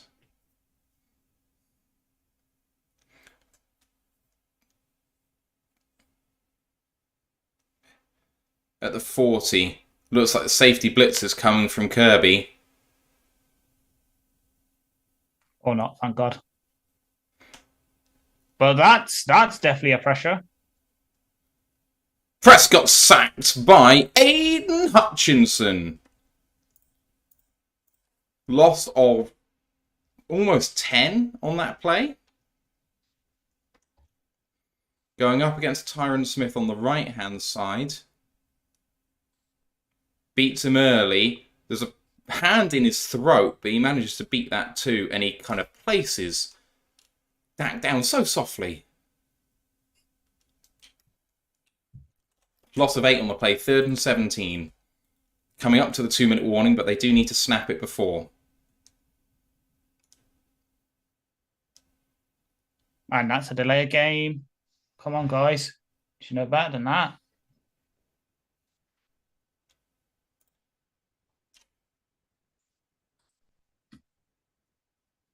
Delay of game is called. They called it on the Lions. They have called it on Dallas as well. Consistent.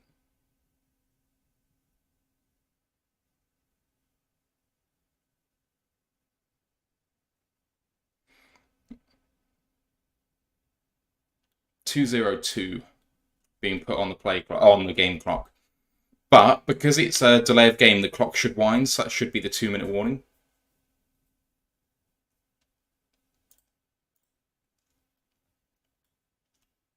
And it has. There's the 2-minute warning. I do think in the situation where it's... I think that in this situation, the defense should have the option to run the clock or not. Yeah. Where it's offensive delay of game, do you want the clock to continue to run? Because here it doesn't help us. True, yeah. I wonder if they'll throw this, because the Lions have been so bad in this situation, but you don't really want to put the ball in harm's way, and they should just run this, right, to make us burn a timeout? Yeah.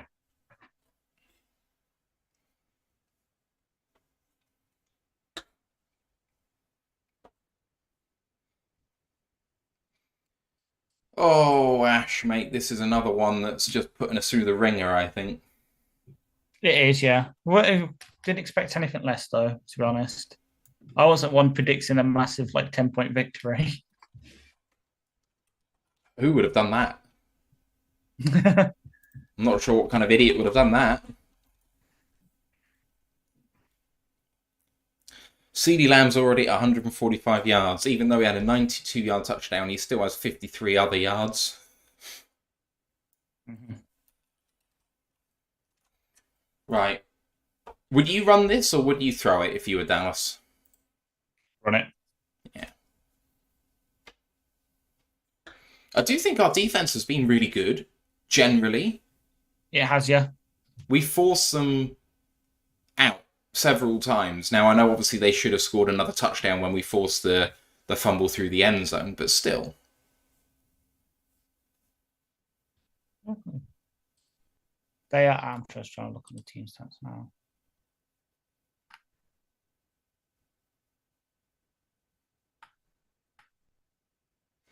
What is this advert? Obviously, you're not seeing because you're on Sky. Yeah, I'm seeing an advert for a Sky program. What have I missed? A man and his wife screwing each other over by making football references, and it's an advert for a mattress. Fun. I mean, when I was watching the game on Sunday with my family, at least the first half before my phone decided to not stream it to the TV anymore, my family were loving the American commercials. It's the only thing that keeps my girlfriend watching the games when they're on, is to watch the adverts. Yeah. I'm trying to remember which one was it, the one they really liked. Mark Gabay says, if Barnes are wrapped up in the end zone, the defense has a shutout and a safety. Yeah. It's a fair point. 3rd and 22 at their 27. Dallas are in empty, so they have to throw. Dak throws short to Ferguson. Can we make the tackle? We do. Branch tackles Ferguson. Looked like he was going to go out of bounds. He stays in bounds with the tackle. Which is good decisions on his part, because now we have to burn a timeout, which we do. But it looks like he was going to run out of bounds, and we made the tackle. If we'd let him go, they would have got 2 more yards, but they would have gone out of bounds. Exactly, yeah. Lions burn a timeout.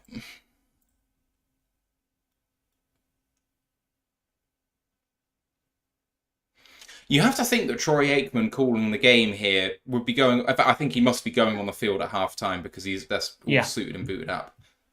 What a horrible blazer that is. True, yeah.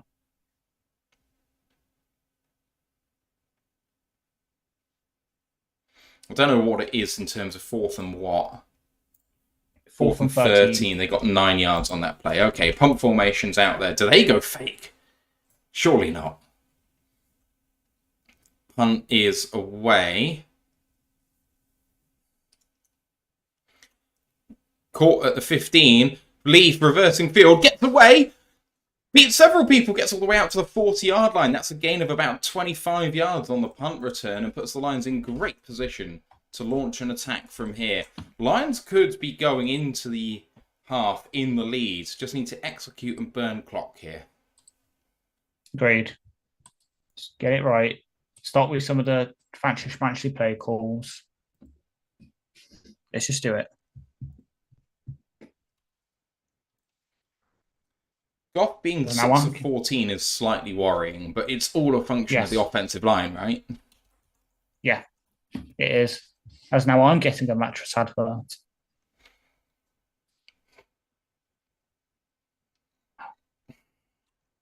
I wish that Sky just got the US feed. It'd be so much easier. Same. But then why would Sky buy the coverage if that's what they got? Also true. Got to sell advertising time. Right, we got a chance here, people, to have... I mean, this is one of the best defensive halves we've had in a long time, despite giving up 224 yards of total offense, gross offense. Yeah. We've had 2 turnovers, an interception and a forced fumble for a touchback, which I'm calling a turnover. Because it's effectively like a Lions recovery in the end zone, isn't it? Yeah, exactly. And to sort of go to 3 times, I think I think if we had gone for 3, as Nick Bart, I think it was Nick Montgomery on Twitter just put, it's identity crisis. You're being aggressive with a fake punt, but then you're not being aggressive in the with going for it. I think the issue is more the play calls than the actual going for it on 4th down. I just think you should be going for it on 4th down. They're 4th and 4 in that position where they've been so good in short yardage situations is not ideal when our O-line is the thing screwing it up. Like, exactly. If you kick the 3 there and then we manage to drive this ball 30 yards and kick a 48-yard field goal, we go in leading 9-7, which isn't great, but it's better than 7-6 or 7-3.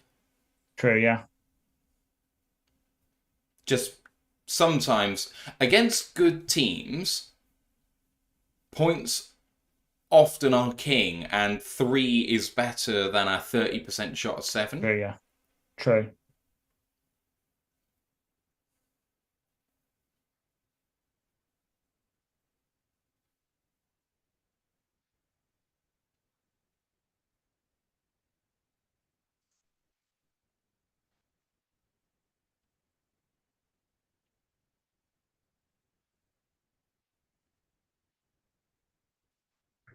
Right, taking over at the 40-yard line then are the Lions. Take the snap and Goff looks to throw quickly to Jameson Williams, who gets his first catch. He manages to keep his feet, advances it for a gain of 6. 2nd down and 4 as Jamo rushes to get the ball reset at the 46-yard line. 1:20 to go. Lions burning clock. Goff takes the snap now and hands it off up the middle, and Parsons with the tackle stops him after a gain of 3. It's 3rd down and 1. And this is where the Lions' efficient and really good stuff in the 2-minute drill and 4-minute drill really comes to the fore, because they've got 2 timeouts, so they don't need to rush here. Yeah. 3rd down and 1. 52 seconds left at the 49-yard line of Detroit. Goff hands it off, hitting the backfield as Jahmyr Gibbs. Lovely play.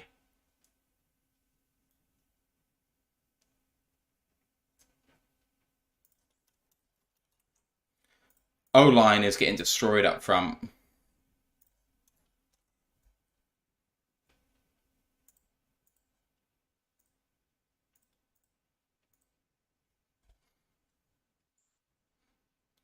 Decker just misses him again. What is going on? We look fine pass blocking. It's run blocking where we've looked bad. Which is the complete inverse of what should be happening.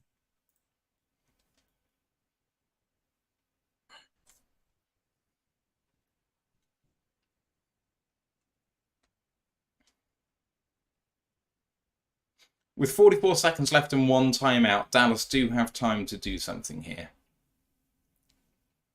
Really, really, really don't need another Lions fake punt. They'll be expecting that, surely. Exactly. Who said life would ever be easy? Dallas are going to get the ball back to start the second half, but the Lions are only down 4, having had one of the worst offensive performances of the year so far. Lions with this punt. If they draw them offside, they'll get a 1st down. but they do snap it, and the punt is away. Can they pin him deep? Caught, fair catch at the 8.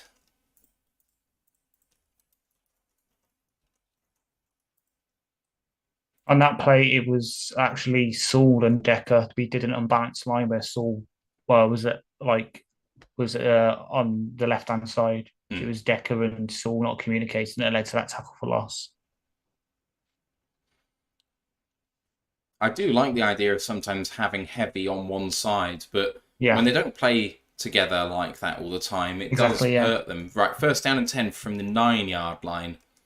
37 seconds left and a timeout still for Dallas. Comes back to throw to Dak, throwing over the middle to CD Lamb. He gets down, Branch hit him, gain of 6, second down and 4. They go quickly, but that sort of play ain't going to get it done.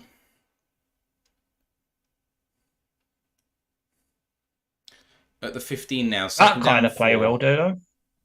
Dak getting sacked. Hutchinson with number 2, and that's going to end the half. Our D has carried us today so far, and only one busted play has the score where it is. That's your half done and dusted.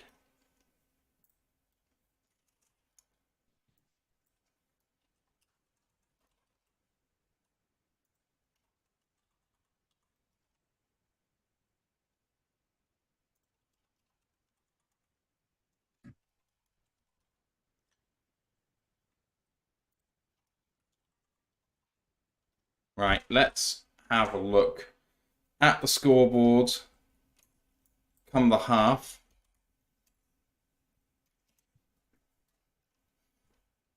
Cowboys lead 7-3 after a scoreless second quarter. Dak Prescott 13 of 17 for 211, a touchdown and a pick. Tony Pollard got 18 rushing yards in that second quarter. He's 7 carries for 16 yards. And CD Lamb 6 of 7, 151 yards, a touchdown and a fumble. Jared Goff with 7 of 15 for 81 and an interception. It's been a hard day for Jared behind an offensive line who's been really struggling. Jahmyr Gibbs has 9 carries for 31 yards. And Amon-Ra St. Brown leads the team in receptions and receiving yards with 3 of 3 for 56. The pick by Dak Prescott was by Ifeatu Melifonwu early, and the fumble was by I can't remember who forced it. It was Kindle Vildor on CD Lamb. Goff did also have a pick as well, which I did not mention, I don't think. Jordan Lewis. Jordan Lewis was the one on a busted running back screen. Ash, your thoughts on the first half, as you know what I'm going to do.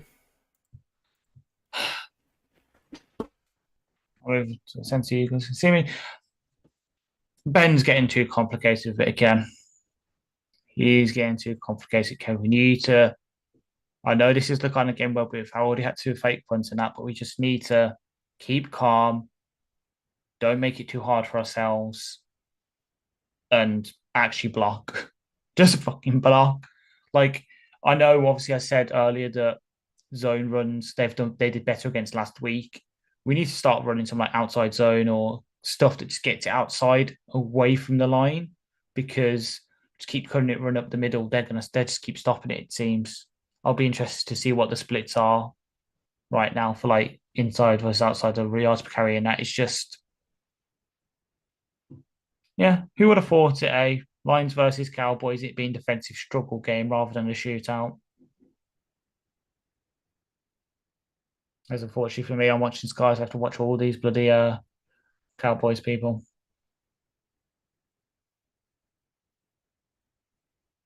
Yeah, might be. Yeah, I agree. Stop running up the middle. They're able to stop it. Like, why? Why? Okay, Jimmy, why are you adjusting your belt there, dude? Right next to a cheerleader. That's a bit sus, my dude. Yeah, still be like, agree. Play action. Goff is supposed to be the king of play action as well, so let's do that. Also, I hate ragging on the guy because obviously he's a rookie and he's been having a very good year. Laporta's having a bad game so far. Him, Jonah, and Glasgow need to step it up over half time.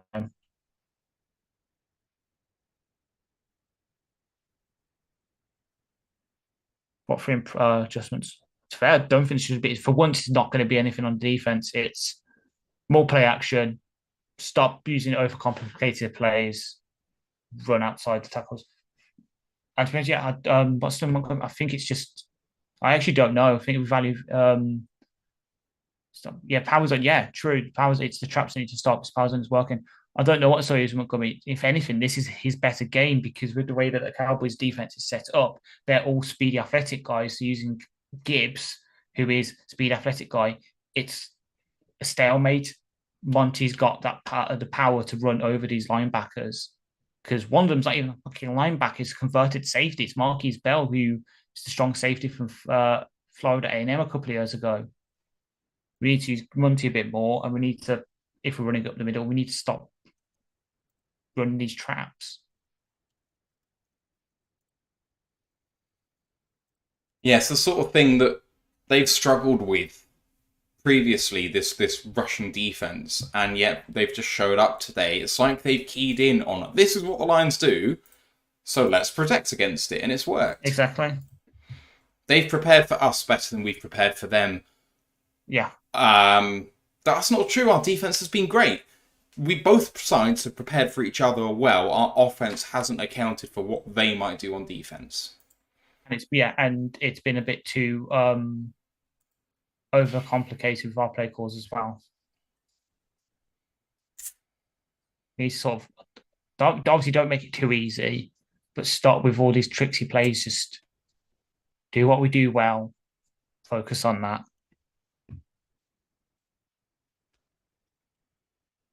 Jonathan Foster says, the more I watch the replays on that CD, the less I feel like it was as bad a no call as we're making out to be. Not sure he gets home either way. It doesn't matter whether he gets home either way, though. You don't get fouls which aren't called because he's not going to affect the play. The only reason that you have flags not thrown because something wasn't doable is DPI on uncatchable throws.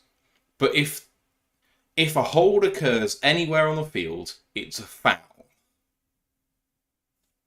So it should be called a foul. Dan Campbell's Ghost says, a lot of missed opportunities, but we're still in this thing. Our defense is keeping us in it.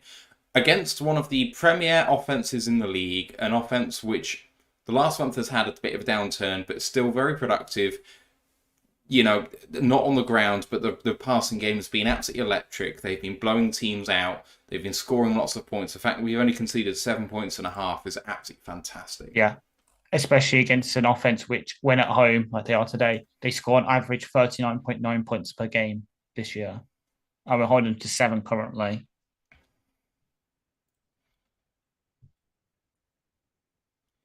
He was only a head coach for 4 years. Anyway,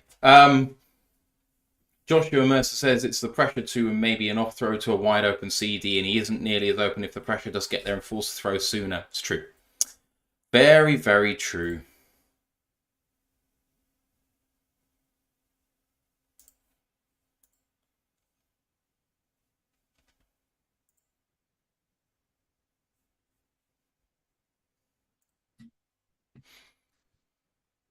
Right, let's load up for the second half because we're not far away. You're not missing much. It's just Jimmy Johnson. Oh, I'm watching.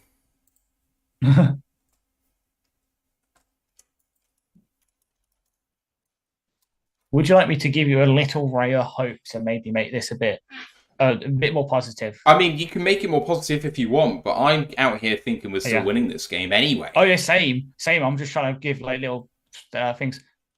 Week 1, in a similar kind of game to this, where obviously the Chiefs were raising the Super Bowl banner. This obviously the Jimmy Johnson game. We were 14-7 down going into the half. We then score 4, and in the next 2 quarters, we score 7, they score 3. I can see it happening here again. SOB Line says, AG defense have been heroic to keep Lions in the game. Never thought I'd be saying that. The defense started out hot, was a top 10 unit in the NFL for the first 4 weeks of the season. Then they really hit a rough patch for like the next, I want to say 9 to 10 weeks. The last month, they've really turned it on again. And it's been a slow burn. But the ball production has come in the way of picks. got a fumble today. We haven't really forced a fumble in some time that we've actually recovered, and I'm taking through the end zone as a recovery because it basically works out that way. But the ball production has been happening. Sacks haven't been happening, although they have today. The TFLs have been happening. The PBUs have been happening. Everything seems to be just coming together a bit more on defense. And I know that the offense is a bit worrying right now, but when it comes to football in January, for me, and I know it's the trope that everyone rolls out, defense wins championships. Okay, fine. Well, if it's our offense winning us things, that's worrying then, because how do we actually live with these guys? We've shown that we can hang with these guys on defense. Hopefully the offense can turn it on at some point. Especially in this game, but just throughout the rest of the season. But if the defense can play like this, we're going to be competitive in January. Yeah. Dan Campbell's Ghosty says Goff has been off today. It's not Goff's fault. I wonder why. It's not Goff's fault at all. Exactly. Like statistically, even before this game, he is the worst quarterback against pressure in the league, and the offensive line has not been helping him with that today at all. But then Goff under pressure has been absolutely fine, because pressure is a weird stat, like Luke G was talking about in his Discord today.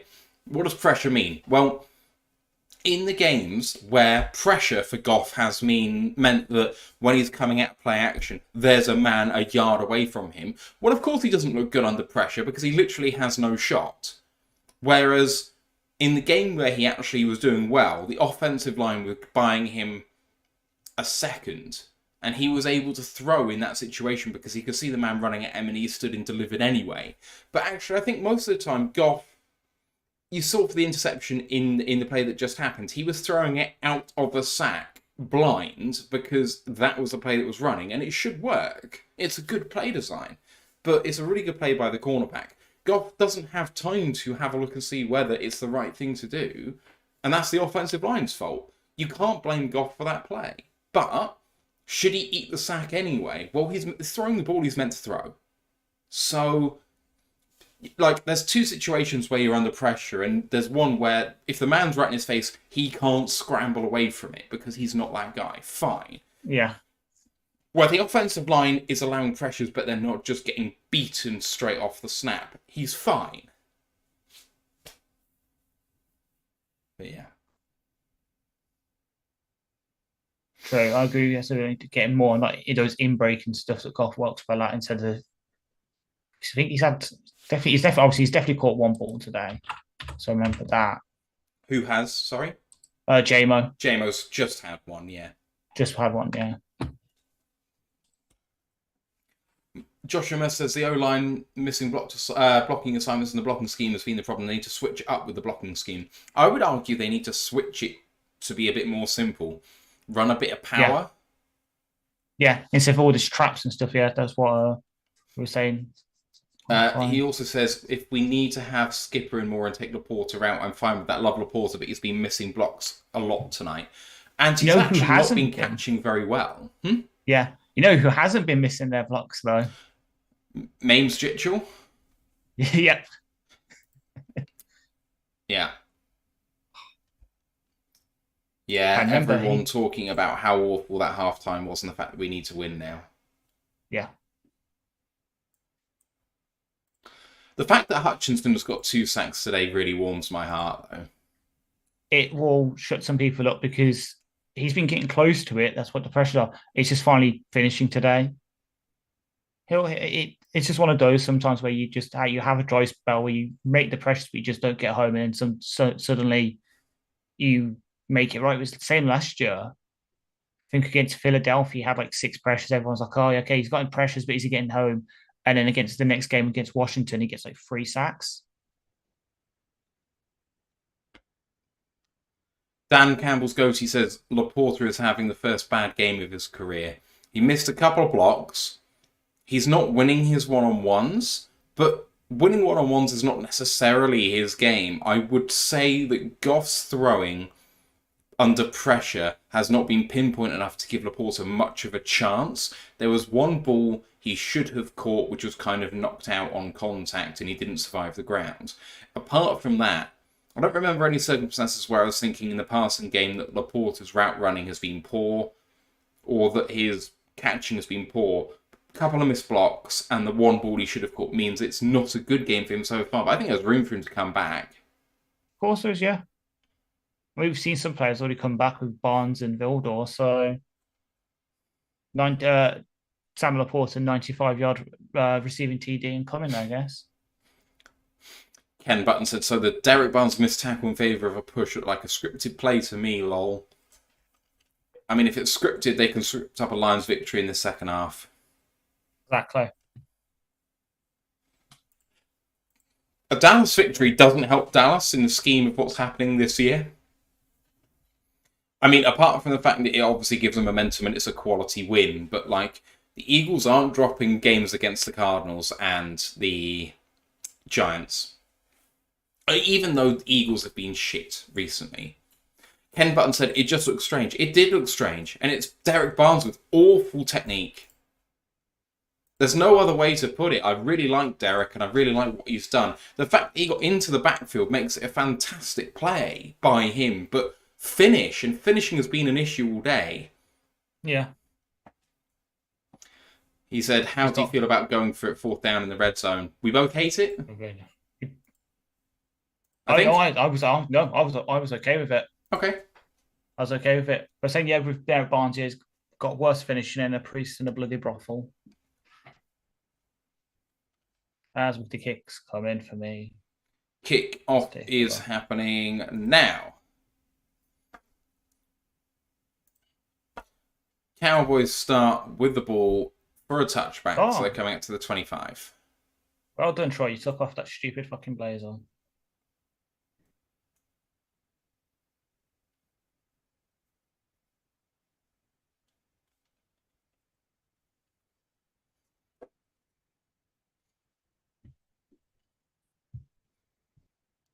Troy Aikman just said they've done a good job of moving the football. They have just over 200 yards of offense. They got 92 on one play. That doesn't add up to a good half.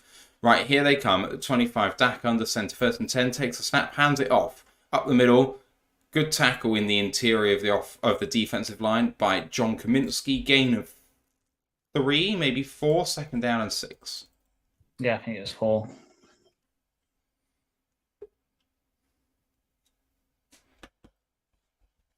Second down and 7, correction.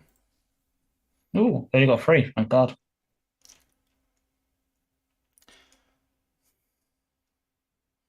Second down and 7. Start. That's a full start by the left tackle.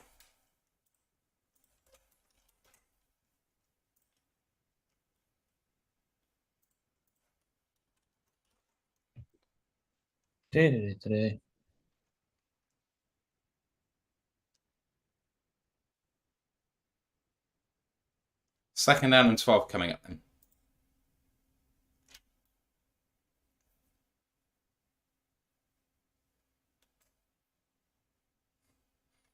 Second down and 12. Don't line up offside, people. Thank you. Snaps taken. Looks at the slant CD and a good tackle by Cameron Sutton. That's a gain of 5 to get the full start yardage back, and it's 3rd and 7.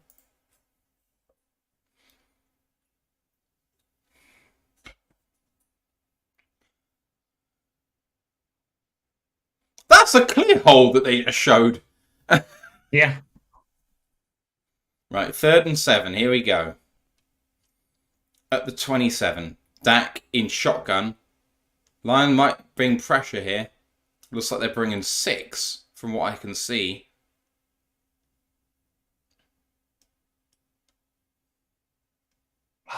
They do bring 6. Dak throws over the middle quickly. Good catch. CD Lamb. Gain of 10. 1st down Dallas.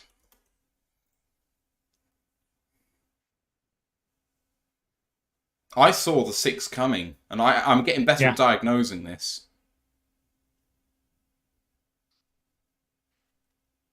Ugh. Good design, but Melifomu on Lamb is just harsh. 1st down and 10 at the 36. Dak under centre this time. And toss. Tackle for a loss! Cameron Sutton and Aiden Hutchinson. I do believe that was a Tyson Alawalu sighting on the centre. Hutch smashed Jake Ferguson, but it was actually Cam Sutton who should be credited with that, because Hutch hit him but didn't actually have any arms at all around him. 2nd and 12.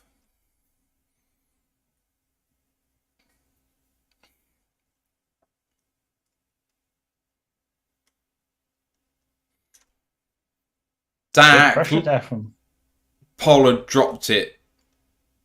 Really good pressure from 90 there. 3rd down and 12. Pascal almost got the sack on Prescott as well.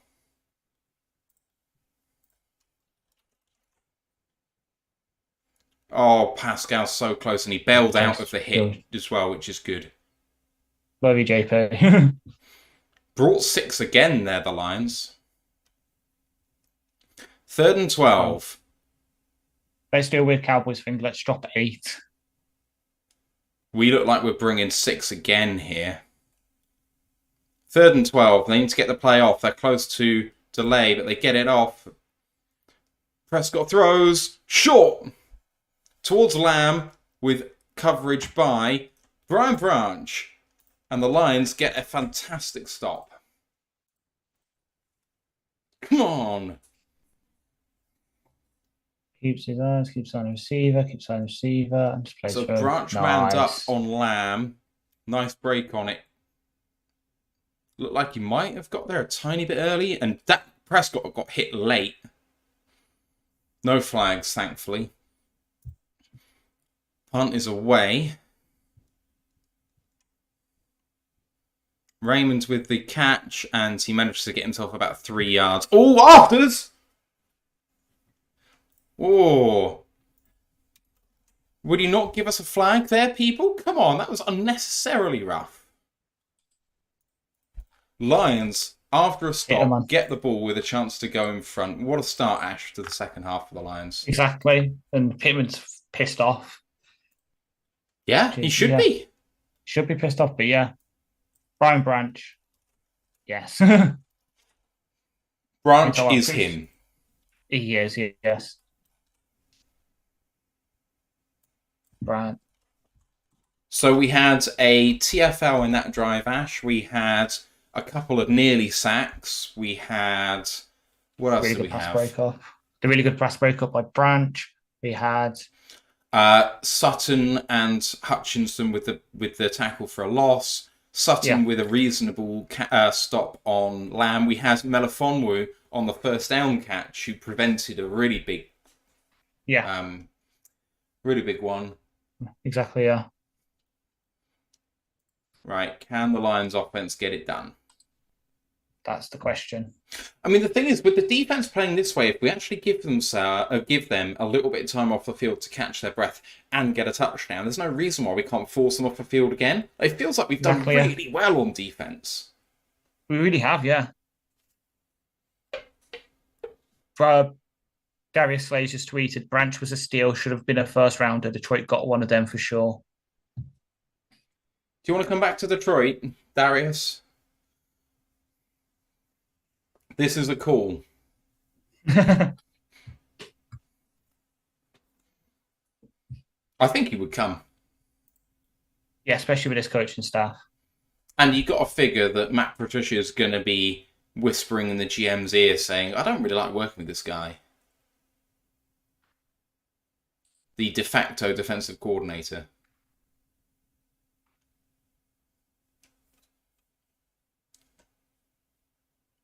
Grandizer said, hanging on in quiet desperation is the English and Lions way. We share something in that, for sure.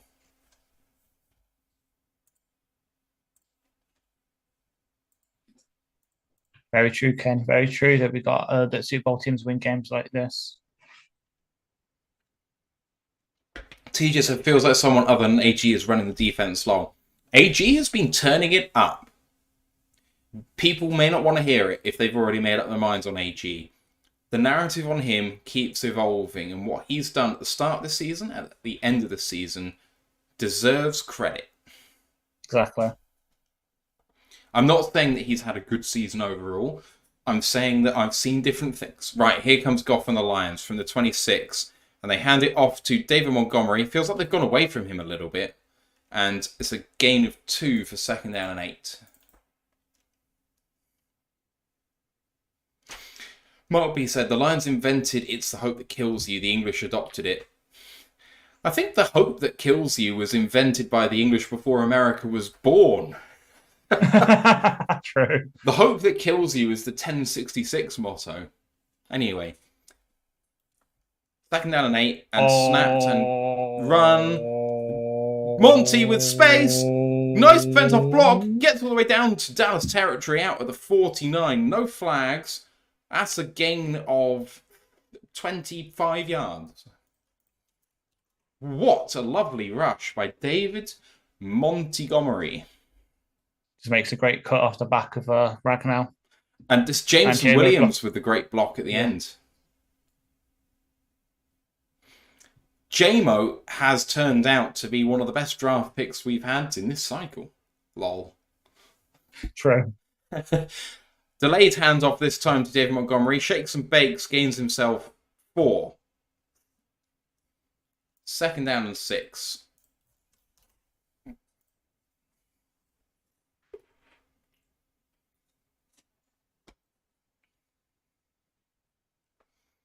I'm going to run with Montgomery.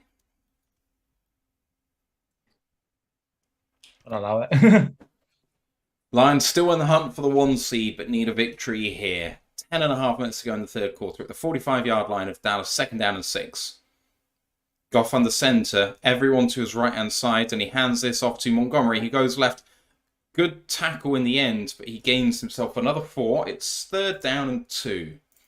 In awkward territory again for the Lions, because he can't punt from here, and he can't go for the field goal from here.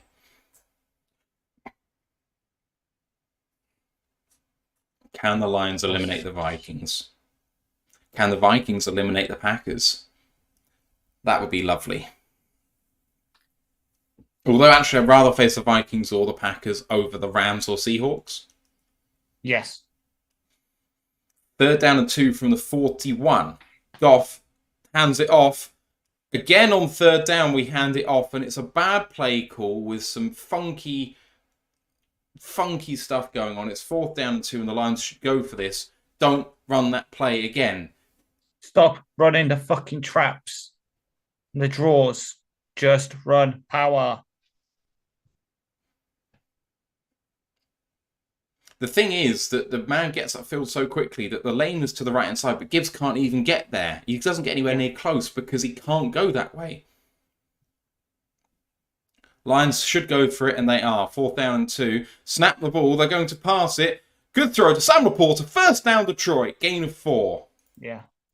Just to go back to what you were just saying, yeah, it makes sense because the delayed stuff, their defense is designed to be fast, flow to the ball. So doing all this delayed stuff is just giving them a chance to get to the ball before the play even starts.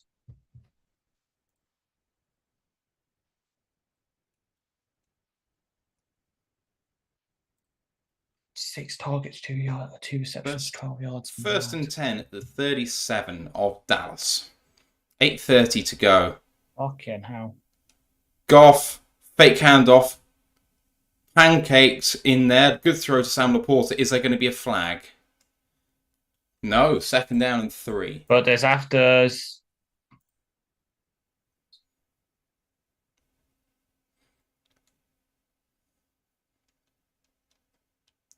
It feels like it's them spilling over rather than us at the moment, but it only takes one person to go too far, and that could be either team right now. 2nd down and 3. Exactly. Not too much time left on the play clock. 15 seconds. Jesus Christ, Cedric, you're like 5 inches and like 30 pounds heavier than Leaf. Stop it. I love Leaf being competitive there. 2nd down and 3. Same. Goff hands this one off. Straight run by Gibbs, and he does gain himself almost 10 yards there. Good stuff all the way down to the 20, and that's a 1st down and 10 for the DET. When we actually run the ball behind Saul on a normal fucking run play, we destroy them. It works. Just don't get funky. J-Ron Curse with a really good block on him by Sam Laporta. He's the one who actually ended up making the tackle, but he fenced him off to begin with. 1st down and 10 at the 21. Goff under centre. Gibbs remains in the game. Fuck sake! How many fucking times? Pulling lineman, and that's a loss of 3. We must learn.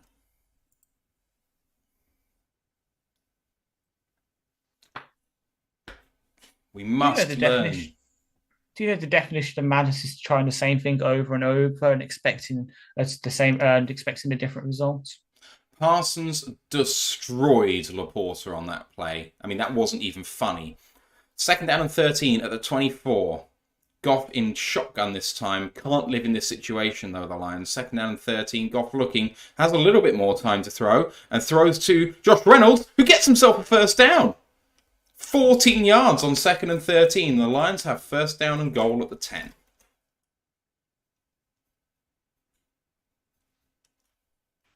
Nice throw by Jared.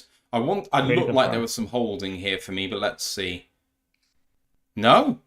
Decker just took someone to ground, but they went to ground. First down and 10. They're not calling it first down and goal, so a first down is possible still here. At the 11. Just about. Goff hands it off. Running forward is David Montgomery all the way down to the 5. 2nd down and 4. From the 5. Run those plays. Do that. Yes. Simple, nice, effective, smash stuff, not fucking trap stuff. Goff has been much more efficient on this drive. 5.5 minutes to go in the 3rd quarter. 3rd trip into the red zone. No points so far on those trips. Goff under centre. Hands it off. Better blocking this time. Gets himself 3 yards, maybe 2. It's 3rd down, and I'm going to call it 2.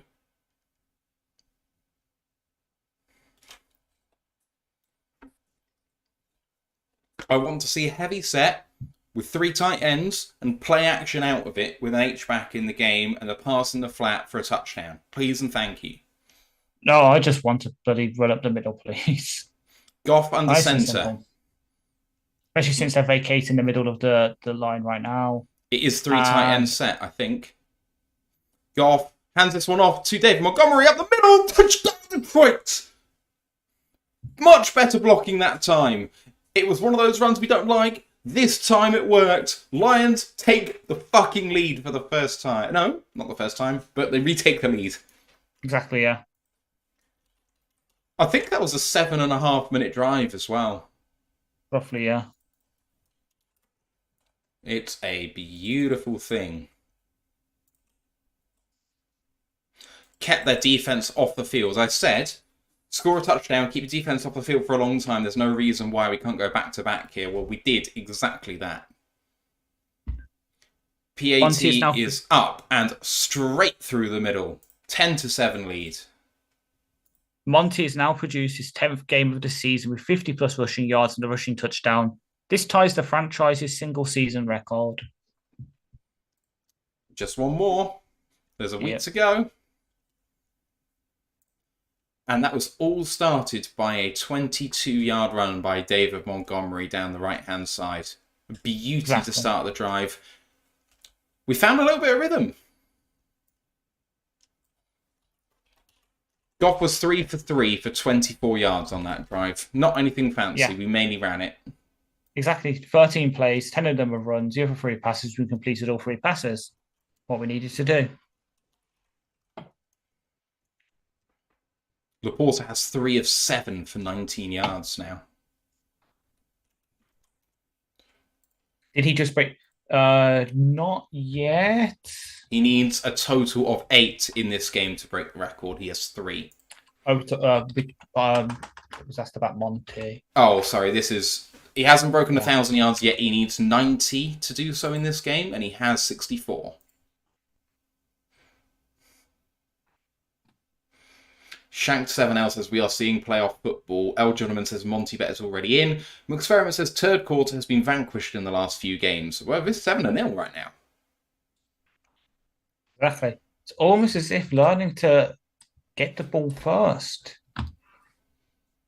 actually does something for us. There we go. Ken Button says the Lions got to start blocking the backside. This defense is just too fast. I would argue I would go after it. I would be looking to run a quick, the guy receiving the ball replaces the rush type thing, what that we've seen before. Just throw the ball over the rushers. Quick out, quick outs to the side. The Lions have now rushed for a touchdown in 15 different games this season, setting a new franchise record for the most games of rushing touchdown in a single season.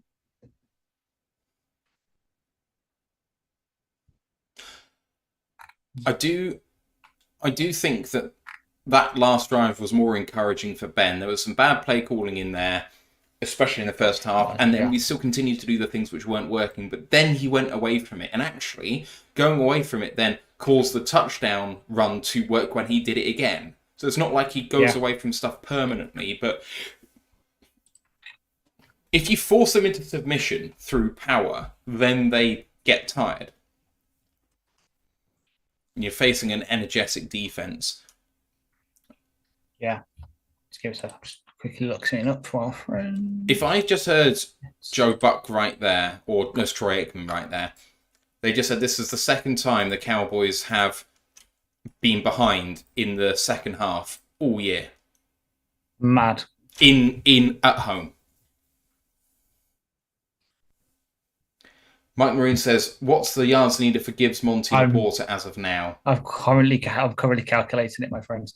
91, 91, and then Laporta's going to be a load, unfortunately. Yeah, Laporta's like 250 yards away or something. Right, here we go. Dallas with the ball at the 25 in shotgun. Man to man, it looks like. They hand the ball off. It's going to be tackled behind the line. Really good pressure up front by the Lions D. And Hutchinson stays down. He gets up. He looks okay, but he struggled to get up for just a moment. Second down on 11. Good stuff by Derek Barnes. Monty needs 26 more. Gibbs 91. Sam Laporta 207. Right, here we go. Dak looking, and it's a running back screen. Oh! Big hit by Brian Branch. It's a gain of 10 for third down and 1, but my word, what a hit.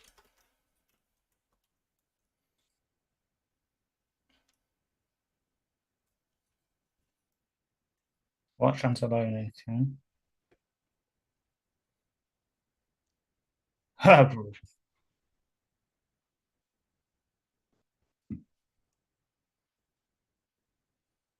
Well done, Reeves Mabin. They were 2 yards short there, but they're calling it third down and 1. Never mind. It's an I formation and a run up the middle, and lots of room there. Tony Pollard scrambling all the way up over midfield. I see what you mean. I see what you mean, Ken. What the fuck is that? That's a gain of 20 yards on that play or so. First down. Just watch. Oh, so it says in the chat, but watch Anzalone on this.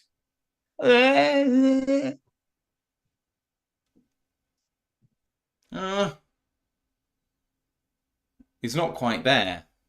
It's not a missed tackle for me. Yeah. But he should be in position to make a tackle. Yeah. Right. It's a weak eye formation. No. That's better. And they run it out of that, and it's another tackle for a loss by Derek Barnes. Another one. This is the first time in franchise history we've ran for 25 touchdowns and also passed for 25 touchdowns in the same season. It could be the 30 for 30 season, but it's not 30 touchdowns, 30 interceptions. Yes, I'm here for that. I thought you'd like that as an FSU guy.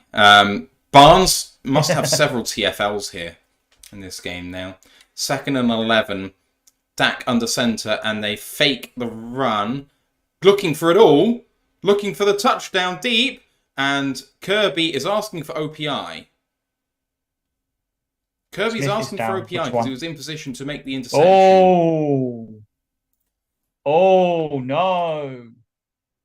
Tyrone Smith, heel injury. Tyler. Oh, wow. the left guard. And as we pointed out, their backup left guard, Seam Richards, is out. He's a healthy scratch, so that means it's either a Doga or be TJ Bass coming in, according to my estimation. Yes, correct.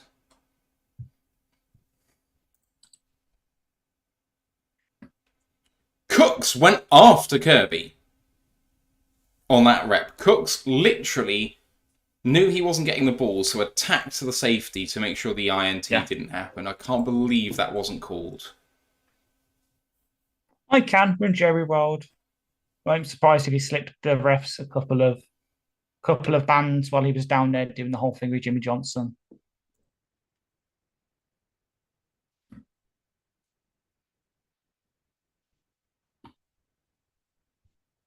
I mean, I'm used to the bad calls on pass interference today. There was a clear OPI in the Orange Bowl where the receiver literally holds the DB's head so he can't turn around and make a play on the ball.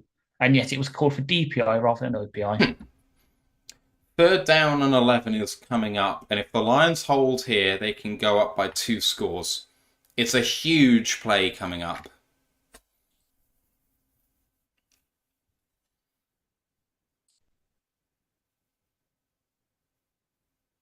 Fair mark. You probably know the play I was thinking of. Yeah.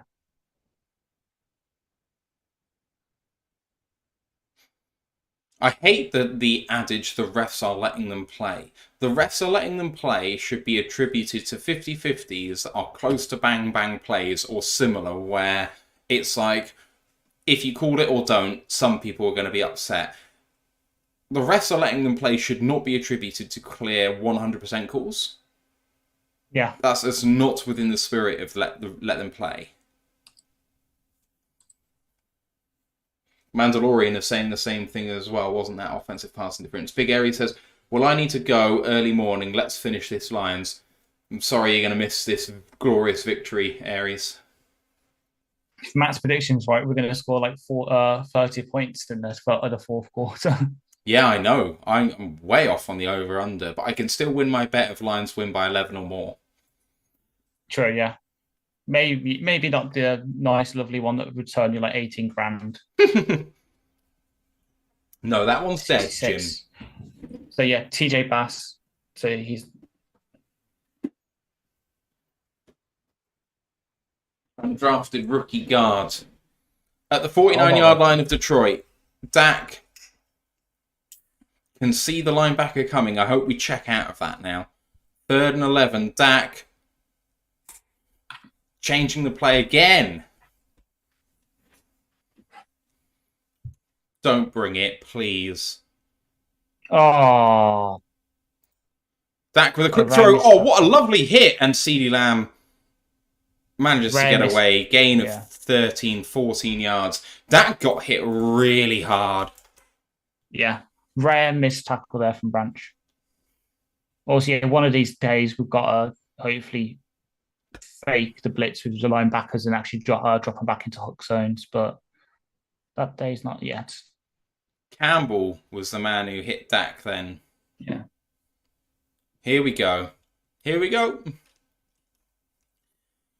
At the 35-yard line of Detroit, Lions going back to work on defense. Dak under center, going to throw this time, and a quick one out to Cooks. Good tackle by a slipping Kindle Vildor. Gain of 2, 2nd down and 8. Agreed, SWI. Once in a while, do it. Do what the Vikings do. Show the blitz and then drop 8. Yeah. SW Lions saying the same thing. Absolutely. I'm here for that.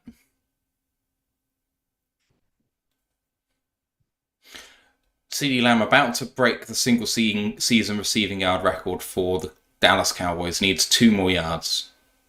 Well, Dak with the throw. Dropped by CeeDee Lamb. That would have been the record. Yeah. 3rd and 8. This is a promising situation for the Lions. Come on. Now's the perfect time to do what we've been saying. Fake the blitz, drop 8 into coverage, make Dak work. Almost. That ball's almost tipped up enough for someone to make a play on it. 3rd down and 8 from the 33. Lions showing pressure once again.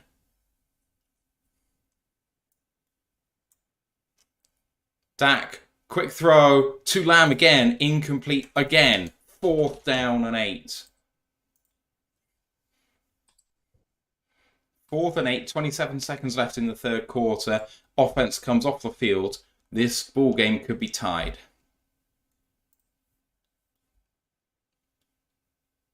Well, you've got to remember that their field goal kicker, well, their kicker hasn't missed a field goal so far this season.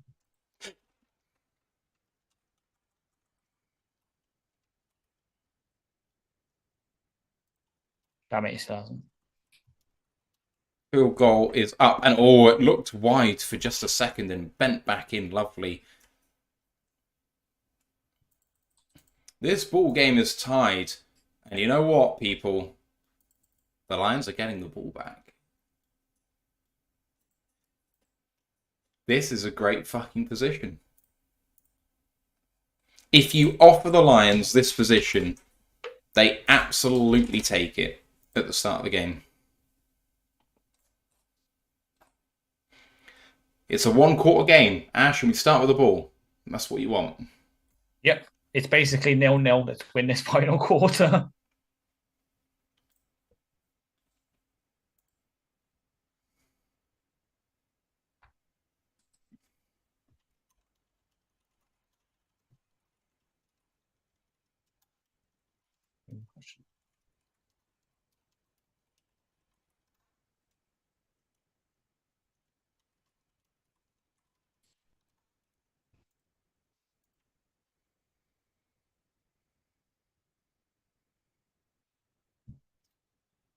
Kwame. The Lions are still alive in the race for the number 1 seed. They need to win this game, and they need to win in the final game against the Vikings and have the 49ers lose against either Washington or LA Rams. Rams game looks to me like a good candidate because the Rams may need to be they may be in a win and in situation. They may have already qualified, but they're looking to get up in the seeding. It's an in-division game. It's going to feel a bit funky.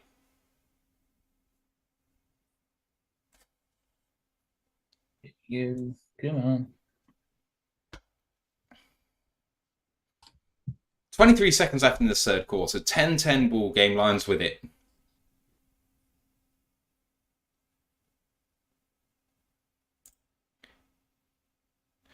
Oh, run by Gibbs. Lots of room. Gonna go to the 40, to the 50, reverses field to the 45, to the 40 if Dallas, and down he comes, but there is a flag.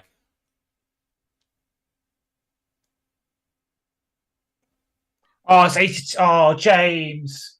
I've been picking you up all game and you do that. Because I can lip read the ref.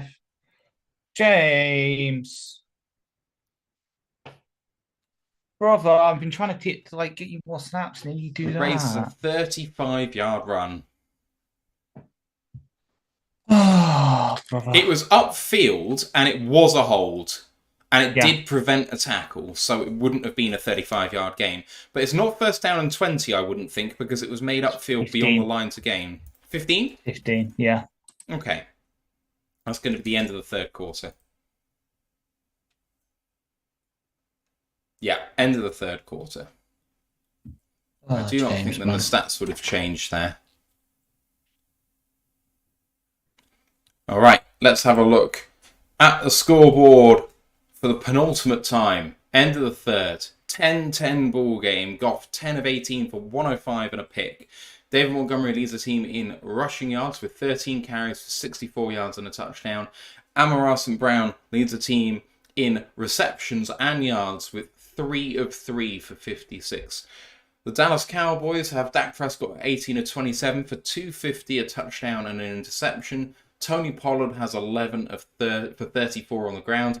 CeeDee Lamb has 9 of 11 for 178, a touchdown and a fumble. Lamb had a fumble, of course, which went through the end zone, so it ended up as a turnover. We also had an interception for both teams. Manafonwu early against Dak, and Jordan Lewis on a busted running back screen for the Cowboys. Ash.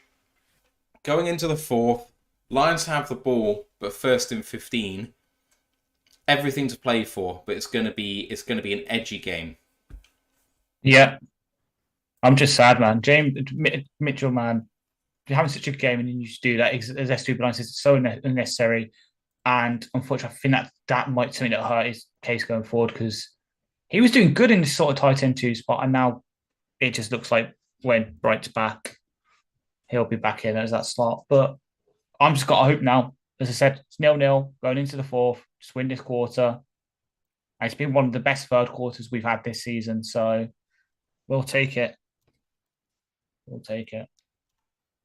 Just had a comment from Dan Campbell's Goatee saying, I'll be honest, guys, I was expecting Dallas to roll over us. This team is even better than I thought. Dallas are one of the more inventive and experienced offenses that we've ever faced in this season. It's one of the premier... Given how the Chiefs played against us in week 1, this potentially is the hardest offense we've faced apart from Baltimore. And we're holding them. And we deserve to be holding them. I mean, without a awful botched play by us in the first half, we're smashing them. Even with Lamb with all of those yards. I guess what we could say is we probably don't deserve the fumble going through the end zone to be our ball. And we don't also deserve to have the touchdown against us. So if they scored the touchdown instead of the fumble and we actually make the play we have, it'd be 12-10 Lions. Exactly. So even if you give one and take one, that would be a huge one. Right, here we go. First down and 15 from the 20. Goff in shotgun to start the fourth. Takes a snap and hands it off. It's another trap play, but Gibbs makes something happen there. Second down and 13. But it's another play, Ash, that we don't like, I don't think. Yes. Just run it up the middle. I don't like the fucking slow developing shit. As I did not realise Dak was bold. Second and 13. Shocked me a bit. 14 and a half left. Goff in shotgun.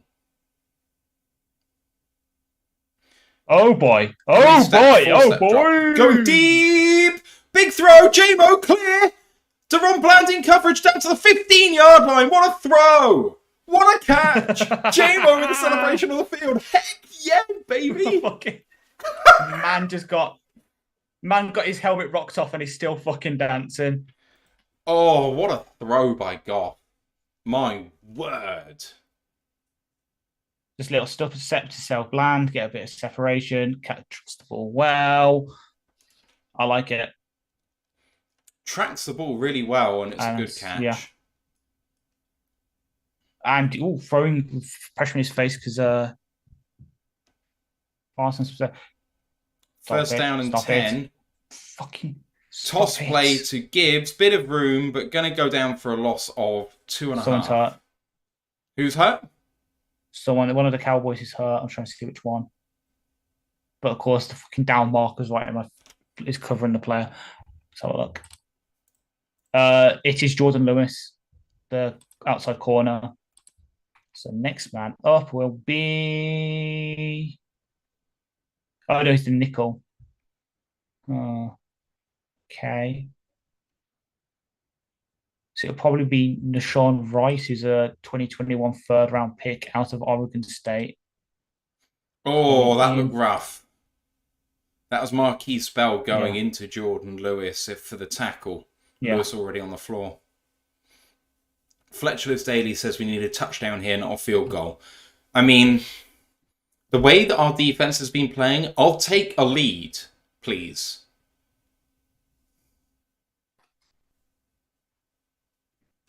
Any lead will do. We need J-Mo back on the field. Even in a condensed formation, just get him hitting crosses or something. Yeah.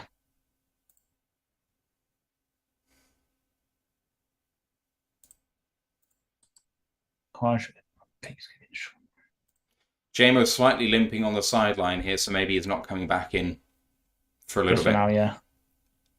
2nd and 12, 13-19 left as the clock now winds.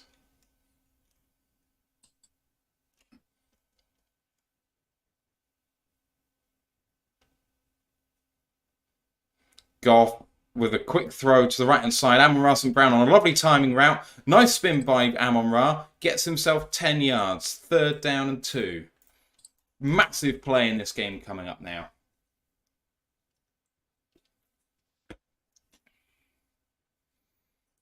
Amon-Ra perfect today. 4 of 4 for 66.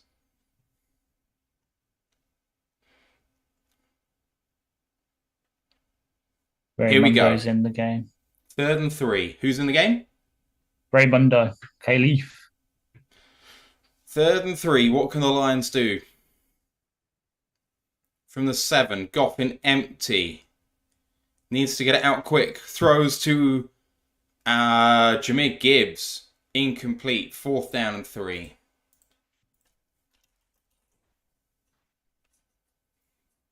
Go for it, I think.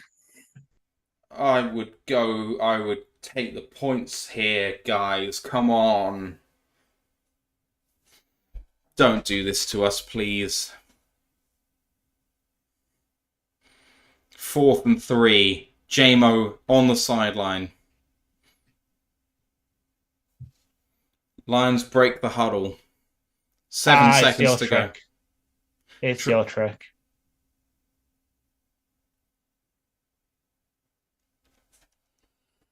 Lions take the delay. Yeah, yield. Try and get him to jump trick. I'm not opposed to it.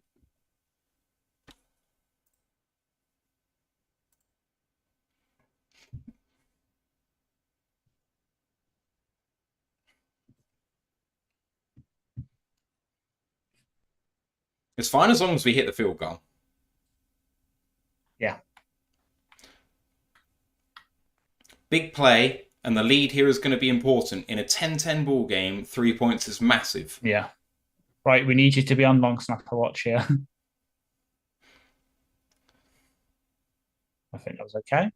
Was that okay? Snap was good. Hold was good. And the kick is perfect. Lions give themselves a lead.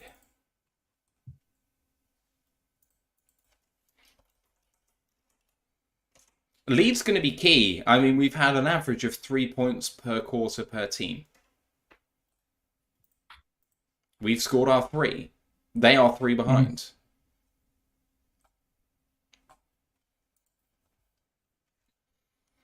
God, the people are so active on Discord and in the WhatsApp. It's insane. I love it. Yeah. Fletcher Daly's just said, just don't give up a touchdown and chase. I mean, at the end of the day, our offense has been able to move the ball in the second half. If we concede a touchdown here, I back us to respond. Yeah. I don't think there's any reason why we couldn't. What about all of you guys? How are you feeling in this game so far? It's been a nail-biter. It's not been a pleasant one to watch, but the Lions do have a lead against quality opposition away from home. How are you feeling? I'm good with it. Let's just, as I said, just keep it going. Defense is playing well. Offense is getting there now. So let's just keep the momentum going.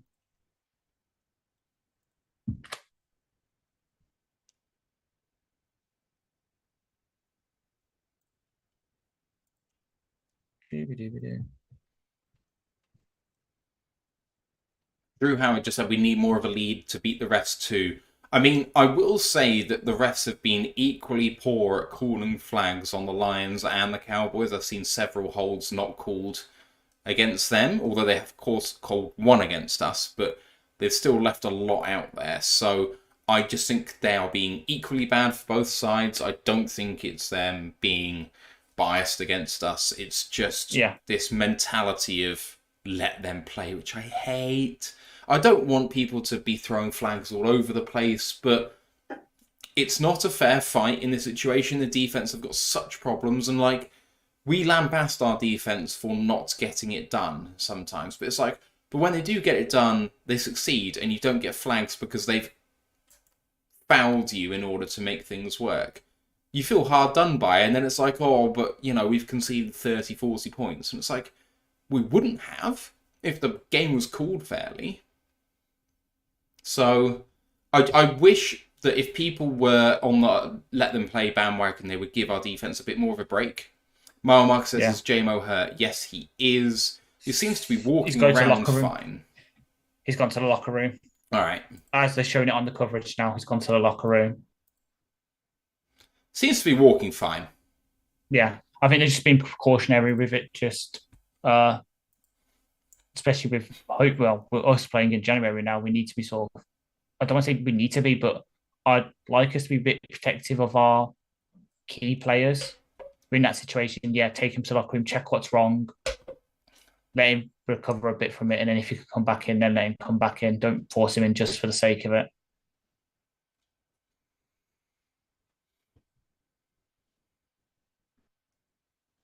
Next gen stats, I love you.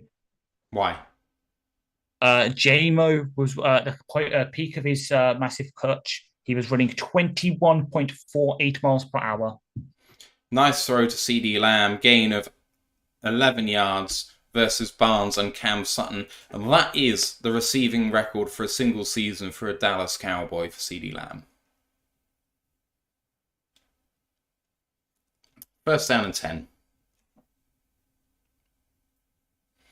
Beating Michael Irvin, who had the top 2 marks before this season.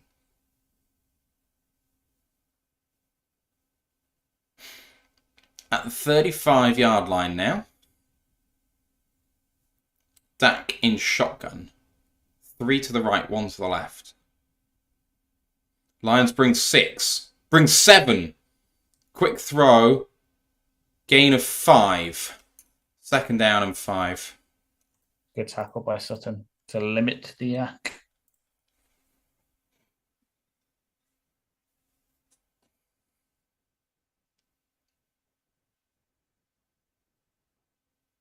Return questionable for Tyler Smith. Apparently. Second and 5. I formation here. Strong eye. Hands this one off. Goes up the middle. Good tackle by the Lions. No gain there. That is Jack Campbell on the tackle along with Josh Pascal. Third and 5. Pascal. Lions with a chance to get off the field. Oh, Jalen Tolbert. That's I haven't seen in a while. I really liked him in the draft process, and they really haven't used him at all. Yeah. Prescott in shotgun again. 10.5 to go. Third and 5. At the 41 of Dallas. Lions bringing pressure again. Blitz coming. Picks up well, but the throw is...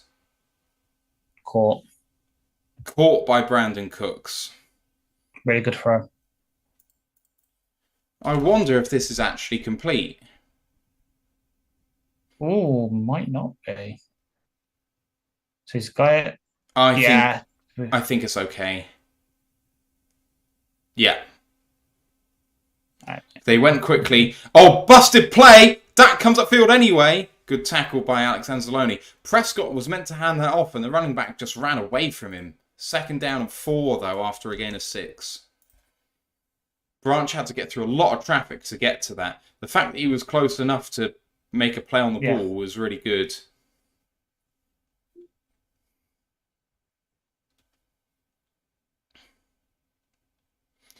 Second and 5.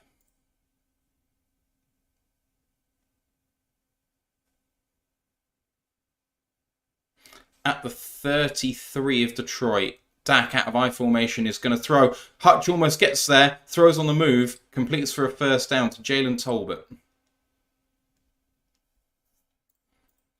9-yard gain, first down Dallas. 9:10 to go. Getting towards the red zone now.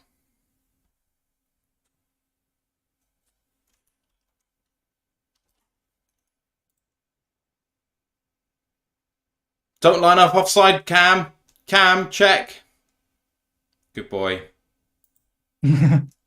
Dak under centre, the 24, hands this one off, run up the middle for Pollard. Well done him, his second good run of the night. Melifonwu on the tackle, gain of 11, first down and 10 into the red zone.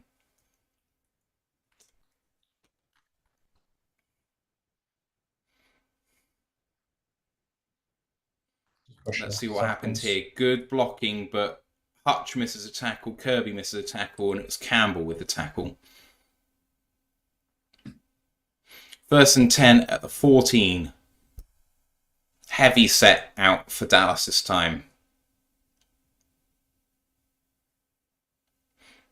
And hands this one off again. Up the middle goes Pollard. Bounces off one. Gets himself... Oh, it keeps going. Gets 7. Gets 6. 2nd down and 4. Cowboys getting good run up front for the first time in this game consistently. 2nd down and 4. 7:45 to go in this game.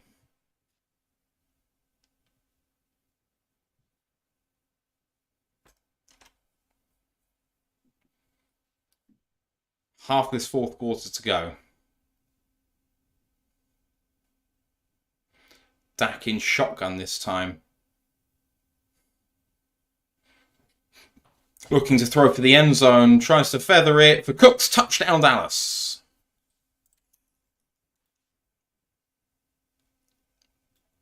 Nice throw and catch. Just a pitching catch.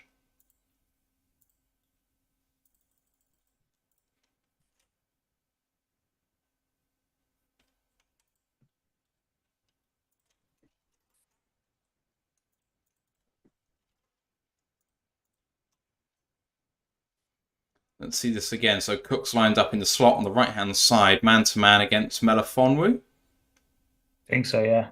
And, I mean, it's a yard of separation, no more than that, but it's enough with a lovely throw. PAT is good. 17-13 ball game. Time for one of our trademark long drives. I can't decide whether I want to go 2-minute drill or 4-minute drill here. I'm in a rock and a hard place here because can we kill enough clock so that they don't have a shot? I don't think we can kill enough clock. So do you try and go fast and try and get a second line's possession in from here or not? I don't know.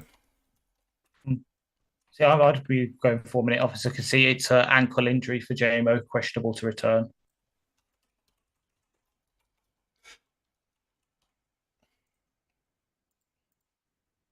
I think I'm with you. I think I'm 4-minute offensing from here. And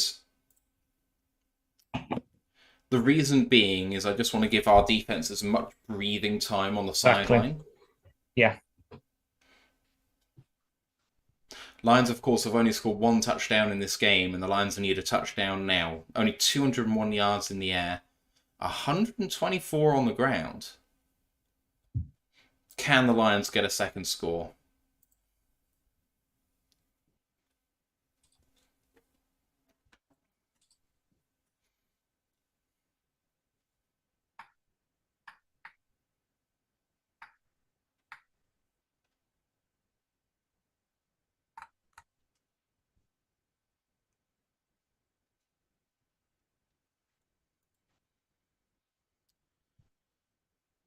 Ken Button says if offense scores, it still gives them time to come back. Fletch talks about getting the long drive going now. Ken says they'd have to move the entire clock. I mean, 7.5-minute drives happen, but within 2 minutes, it's hard to keep that time rolling, especially with 3 timeouts in their pocket at the moment.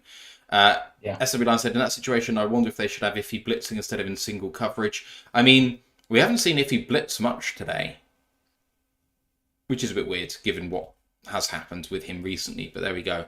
Tendency breakers.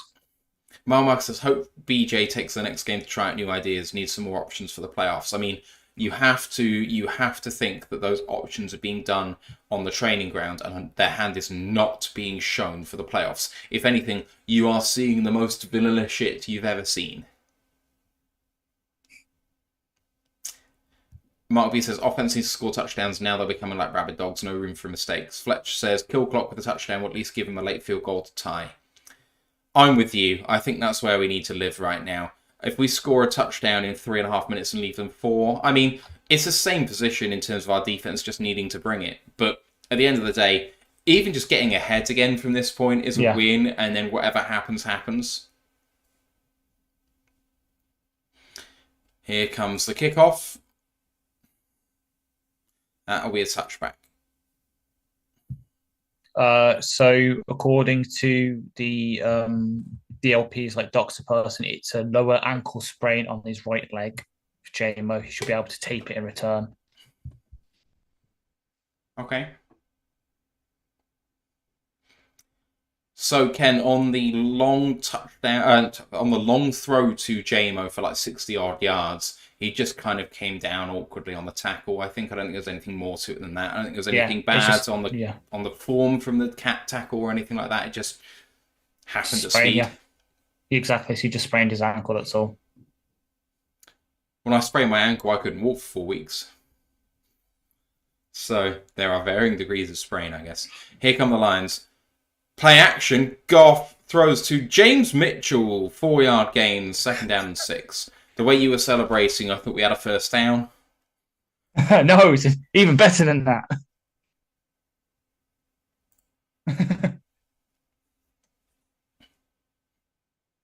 He's still getting run out there. He's on Decker's Decker's shoulder now. 2nd down and 6. Just under 7 minutes to go. Goff under center.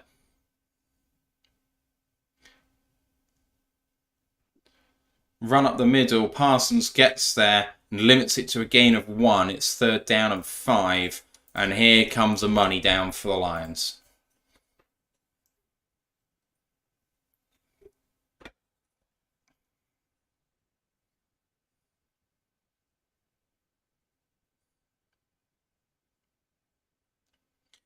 Dallas crowd getting loud.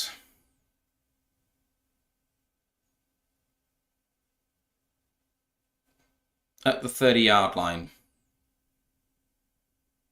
Goff in empty, has Gibbs check, not quite back in, just gets up to the line this time.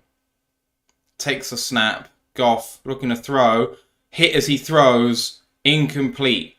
Amon-Ra looking for a flag, he's not going to get it. Is Goff going to get a late hit? No. Punt team comes on for the Lions. Gives Dallas a chance to ice the game here. Jonas had a bad day. Mm-hmm.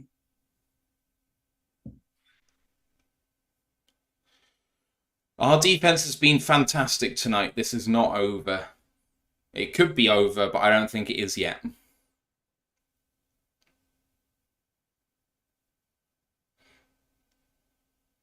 Jack Fox with the punt away.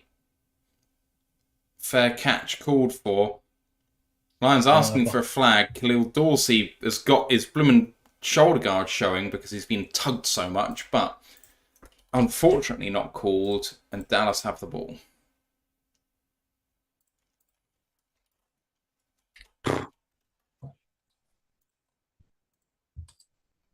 So that drive lasted a total of 128.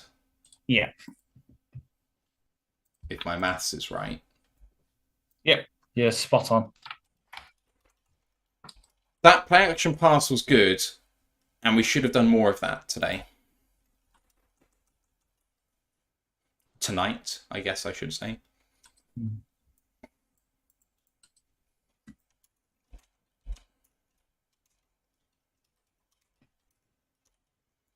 JMO doesn't come back into the game. He has 69 receiving yards. Yes! I don't come with many stats, but when I do, they're great ones. The stats we like. TJ said Goff's hands might be messed up with that hit. He seemed okay, but it was worrying the way it happened. Teppo said pick 6 time. Bob O'Lan says turnover time, let's go. Ken Button says good grief, Hendon Hooker ? Hendon can't play unless Teddy is injured as well today. It's your stipend. Experiment says you only come with 69s. I mean, I do on this stream. Shank7L says we are going to the playoffs no matter what the outcome. No matter what the outcome, what a wonderful time. It's a great time to be a Lions fan. This is the best season of my fandom. Bar none. But the O-line can't live like this. This game has been worrying offensively because the things that we can't get wrong, we have been getting wrong when it comes to getting success. The flip side has been true of the defense. So, you know, take with that what you will. The experiment says, you guys are awesome. Thanks so much for the broadcast. Appreciate you, man. Thank you. Fletcher Lives 80 said, this will be a letdown if you ask me. I mean, there's W's and L's to take in this game so far, and it's going to be one where, you know, we have a go at Ben Johnson for some questionable play calling. He got it together for a couple of drives, but on the whole, it's not been great. The third down play calling has been very questionable with a lot of kind of draw plays and stuff as the play starts and run up the middle. Great tackle by Anzalone, loss of maybe half a yard, maybe a full yard there, second down and 11.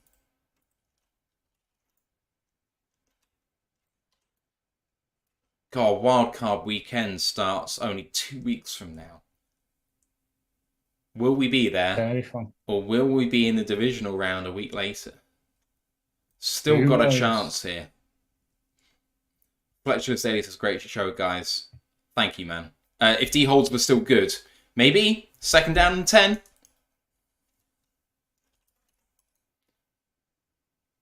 Fakes the handoff, looks to throw grounding. deep. There's going to be the Lions are asking for uncatchable.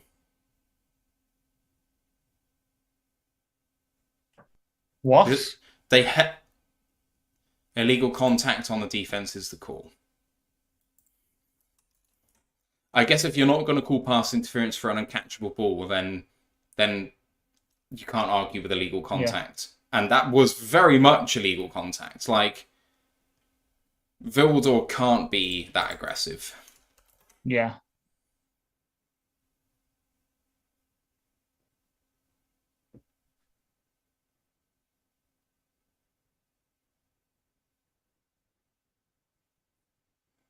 Oh, the Troy Aikman just said maybe that was intentional grounding as an offsetting penalty. That is a tackle for no gain as well, second down and 10. I am here for Aikman calling that. Same, thank you. 4:55. Joshua Mercer just said already he can't be that aggressive. Tell that to the Dallas secondary. Well, yeah, but, you know. Second down and 10. Lions with all 3 timeouts to stop the clock. Even a field goal doesn't kill the game. Only a touchdown does, or the clock running out. The 31-yard line of Dallas. Dak changing things, and he's up at the line. And he is going to throw. And he's going to try and escape upfield. Pop pass. Really good play by Alex Anzalone. Incomplete, and the clock stops. Third down and 10. Now's a good time to fake a blitz and drop 8.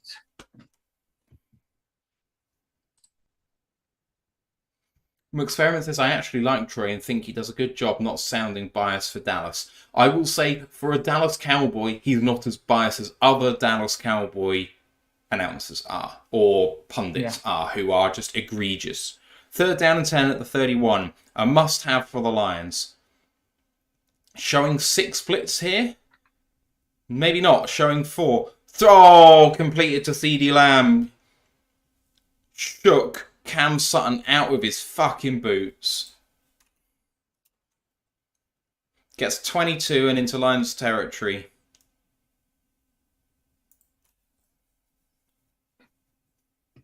Sutton is not this guy, and we need to get him out of this situation as soon as we can. Yeah, give him some help and actually double the only receiver of theirs that's actually doing any fucking thing. But he is doubled there. That's the problem. Is Lamb is just that good. That is a double. 3.5 to go. 47 of Detroit, and it's a jet sweep, and no one's followed him, but Anzalone does get there, and it's a gain of 5. Second down and 5. Lions need to stop Dallas in this set of 10, because otherwise they're in field goal range, and also they're actually just killing the clock, and it's close enough that it could be near the end of the game. 3:05 to go.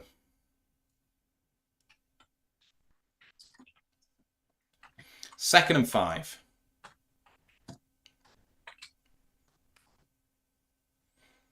At the 42 of Detroit. Dak fakes a handoff, looking to throw, and throws over the head of Jake Ferguson. Clock stops again, and it's 3rd down and 5. I got to admit, I love Dak's ability to just play another down. That is, Hutchinson's in my face, and I'm throwing that away. And it's a quick, decisive play.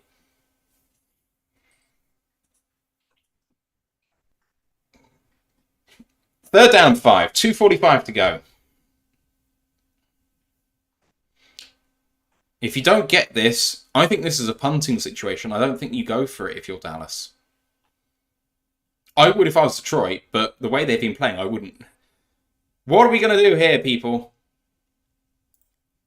Clock starts, 2:44 to go. Hutchinson sack! Come on!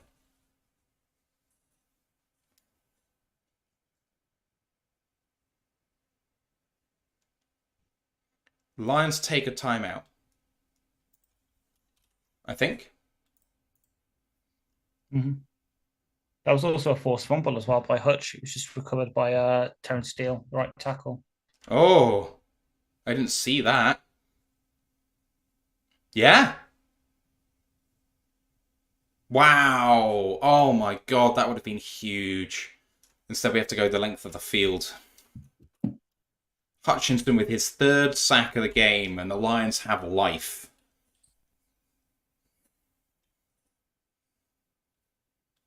So yeah, so now that is tied for his career high in sacks and career high in tackles for loss, according to the SBN coverage. All 5 of his tackles have been tackles for loss. Hutchinson deserves a win for this team, the way he's played today. Yeah. He'll be one of the guys that plays well, but because he gets loaded of plaudits, will probably leave to like a 2nd or 3rd round of the cigars and sub powers. If you guys in the chat can chuck us a like for this video, it would be much obliged. Five likes in there so far, but anything you guys can do to boost the ratings of our video is much appreciated. The punt is quite good, and Leaf is calling for fair catch interference. It's not been flagged. It was caught at the 11. 2:33 to go, and the Lions have the ball with a win in their hands.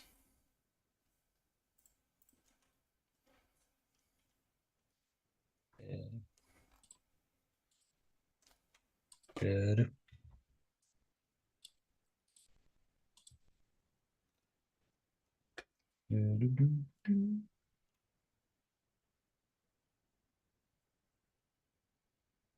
At the 11, here we go. Goff in shotgun. Good. Fakes the handoff. Goff with a quick throw to Sam Laporta. Gains 15. Gains 17. 1st down Detroit. Got time for at least one more here. Oh, I've just read the fucking chat. Oh. Same.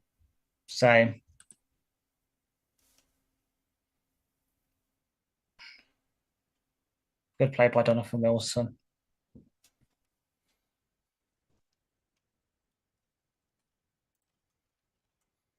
With 2 timeouts left, that isn't technically the game, but it's pretty close.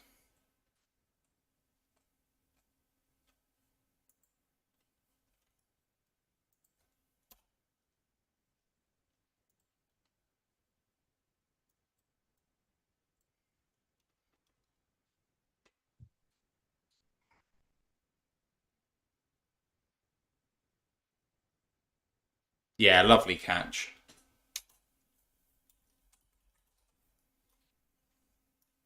That sucks, man. But what a game for our defense.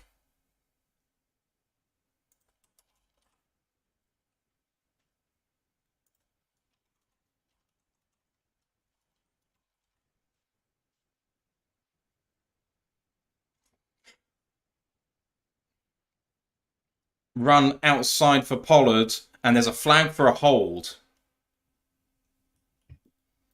That is going to help us.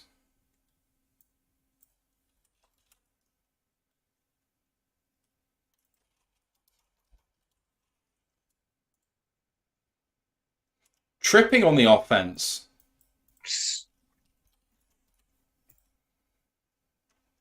2-minute warning, so we lose the 2-minute warning even though we get the flag. 1st and 25, 2 timeouts for the Lions. Do they burn all of our timeouts or do they come out throwing? If they run it on 1st down for nothing, on 2nd down for nothing, and then they have 3rd down, which runs off 40 seconds, we get the ball back with about 1 minute to go.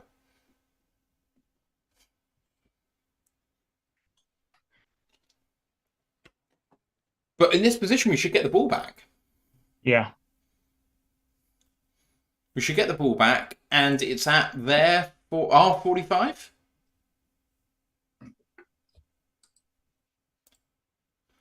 Uh, 44. 44, pretty close. Okay, so in order to kick a field goal with that kicker, I think they need to kick from about 55, which means they need to get to our... so they're in... I can't work it out. They need to be at R38. So they need like 8 that. more yards. And then they'll be in field goal range. No flags for the Lions, otherwise the game is going to be over.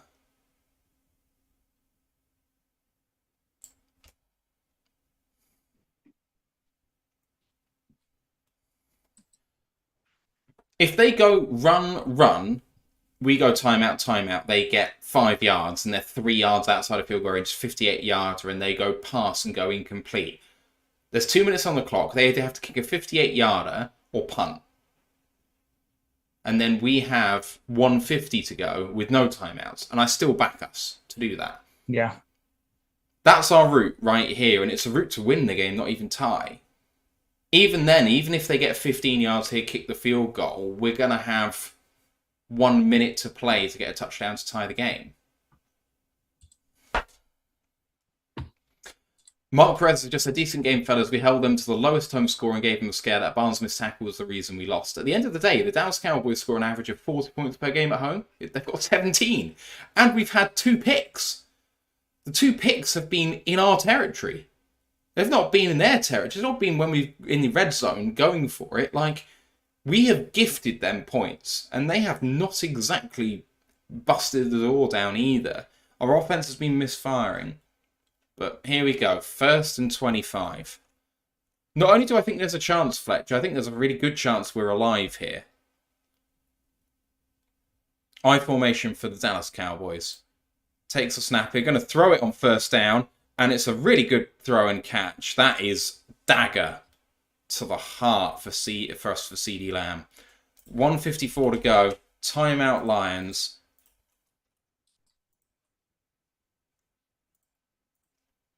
What a throw and catch. Oh, that's awful.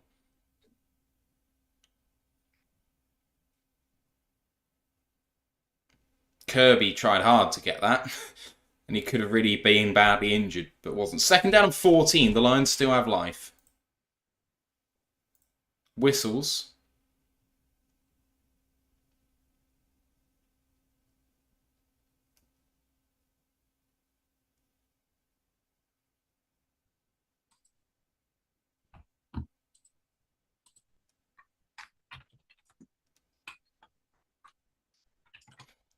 All right, here we go. 2nd and 14. Going deep downfield. There's no one there. Was he under pressure? Was he under pressure?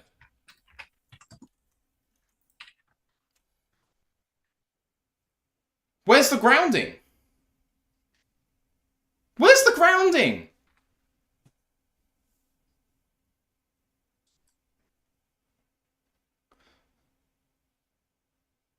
Lions are asking for grounding.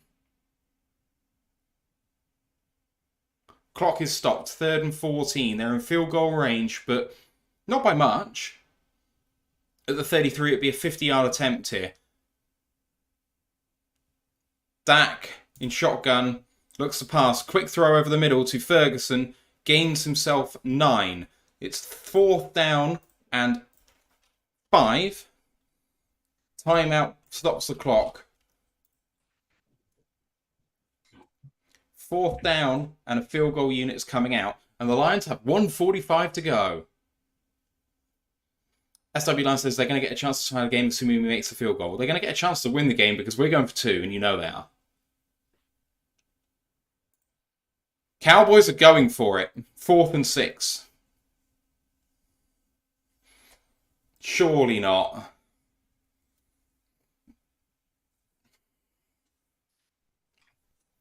Surely they're not going for this. At the 25, this would end the game if they get it. An offside penalty would not end the game for the Lions because it would not get a first down. Dak asking for the ball. Changes of protection. It's empty. They're not snapping this. Tried to draw him offside.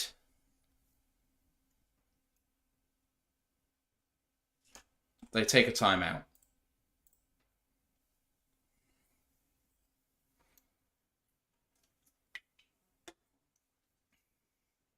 Joshua Mercer has called the grounding and they don't have a chance. I didn't see whether Dak was under pressure. He threw it so quickly he may not have been under pressure, and if he wasn't under pressure, it's not grounding.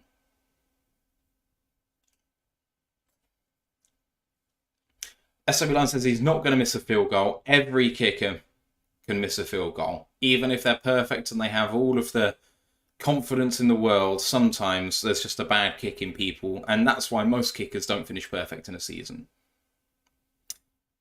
4th and 6. Field goal from 43 yards. Snap is good. Hold is perfect. Kick is right down the middle. 20-3 it is. 20-13 it is.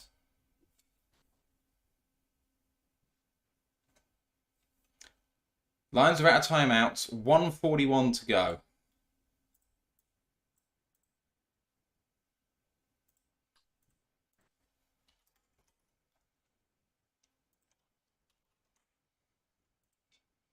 Ash, we're still in this, mate. I know.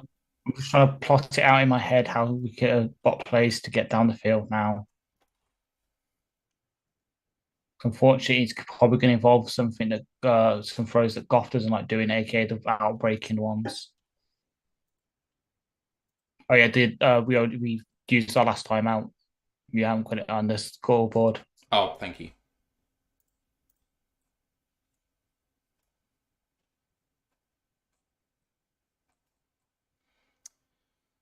Could do with a nice return here.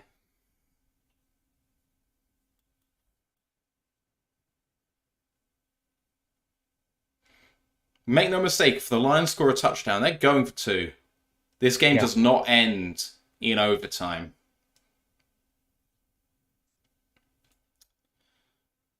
Touchback, the Lions are coming out on offense. 1:41 to go, no timeouts. The Lions have proven in this situation to be very good at managing the clock. I got no worries about that. But they have been so good, Dallas, on defense tonight. What can the Lions do? From the 25, Laporta in motion, 3 to the left, 1 to the right, in shotgun. Takes a snap, 2-step drop, looking, throws, check down over the middle of the field. Sam Laporta for a first down. Gets 10.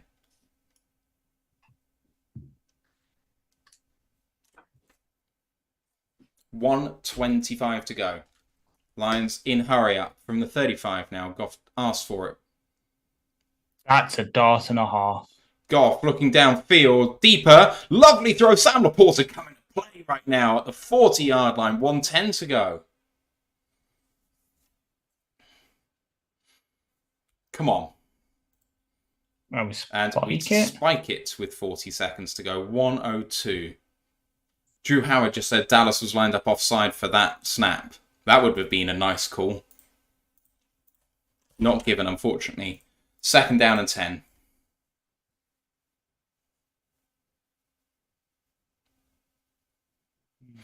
Nicest that Goff's looked all night.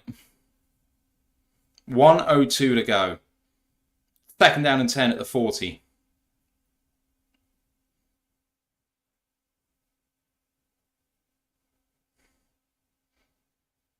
Takes a snap.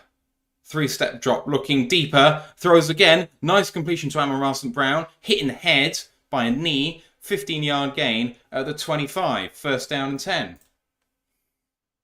Spike it again. Spikes again. 2nd down and 10.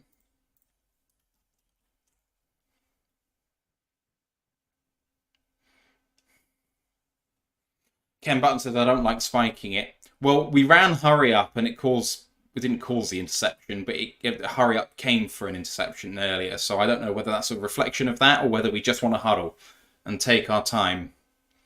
48 seconds left. Lions defense deserves a win. At the 26, Laporta in motion again goes back to the right-hand side. Goff asking for it. Dallas showing pressure. Goff with a 5-step drop, looking down the middle, wobbly throw and incomplete. Amon-Ra asking for DPI and he doesn't get it. Jordan Lewis back in the game. Fair play to him. Mm-hmm. Obvious pass interference is the call by Free Climb. Let's see. Dan Campbell's asking for it as well. Yeah. Oh, it's a legal contact if it's not pass interference, isn't it? Yeah, exactly. 3rd down and 10. 43 seconds left. 26-yard line.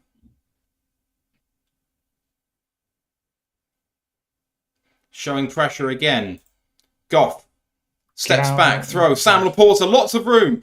Gets all the way down. Oh, and he doesn't go down. He gets to the 11. 35 seconds to go. Lions need to spike it again. They're going to have a set of 4 here. A set of 3, sorry, I should say. Well done, Lions, for getting in this position. 27 seconds to go.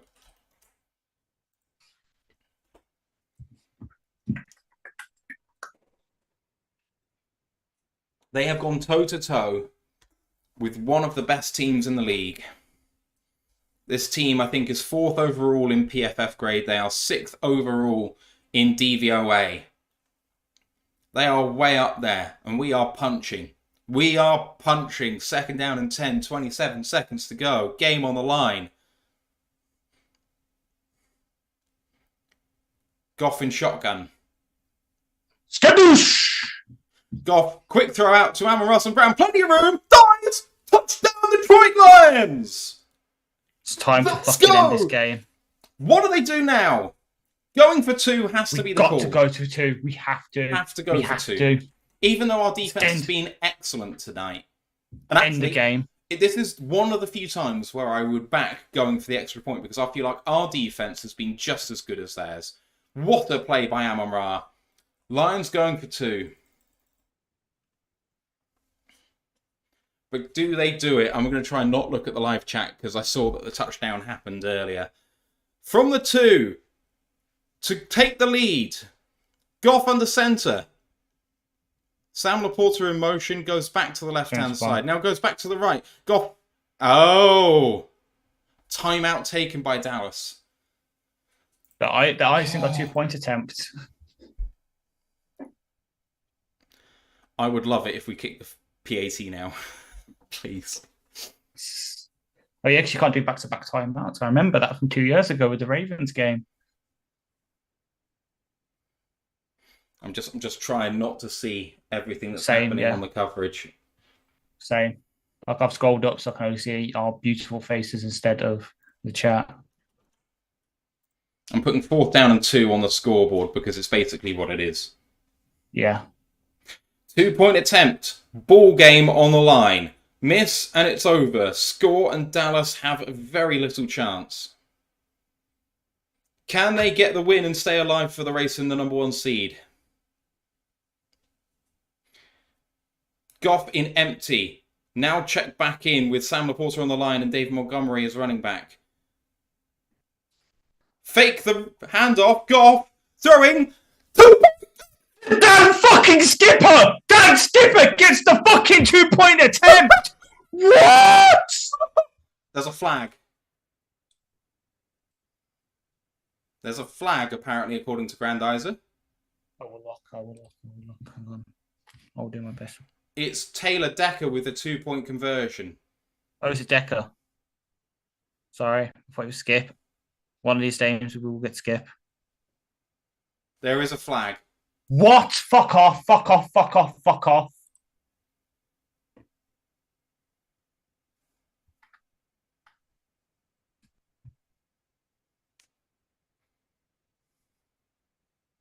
Illegal touching.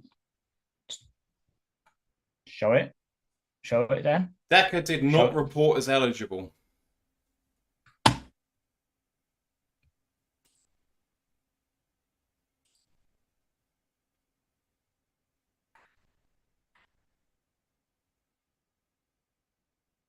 Got to kick the extra point now. Let's have a look.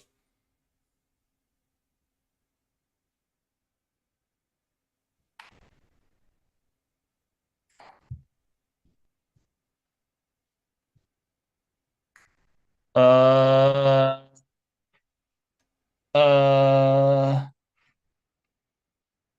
I don't think we're going to be kicking it. We should kick this. Dan Campbell is not happy. And he wouldn't be.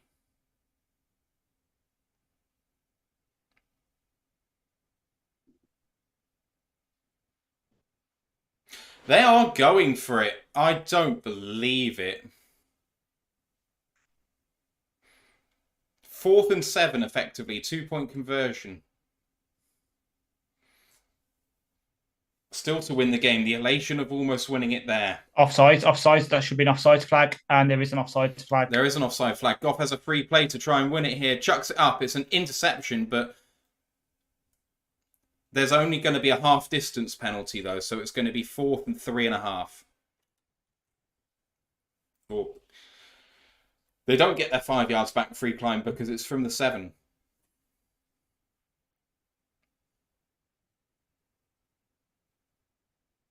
Will this game ever end? 4th down. Well, the try from 3.5 yard line. Well done to Frank for timing that snap.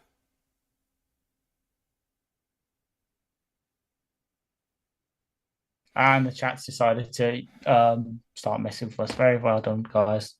Proud of you. Goff takes a snap, throws it short of the line, incomplete, towards James Mitchell. Right, so the game's not over because the Lions now have to kick an onside kick.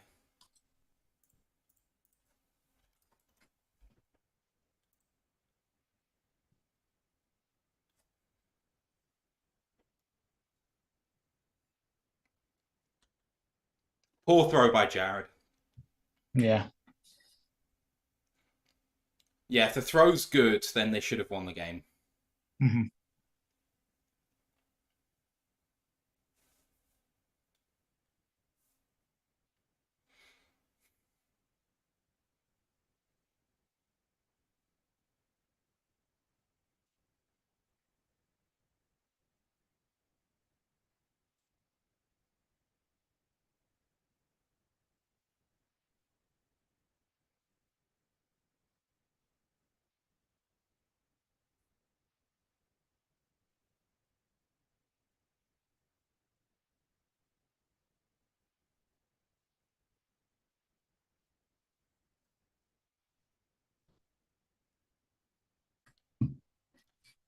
Oh man, what a letdown. Okay, onside kick time.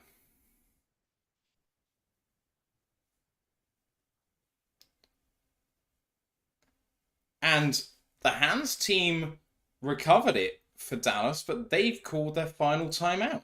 So we get another go at this.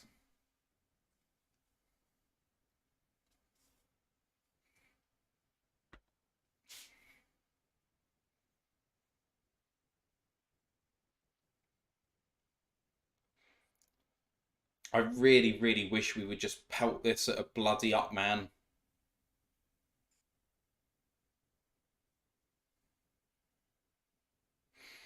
Oh, this feels so. Oh, this sucks so much.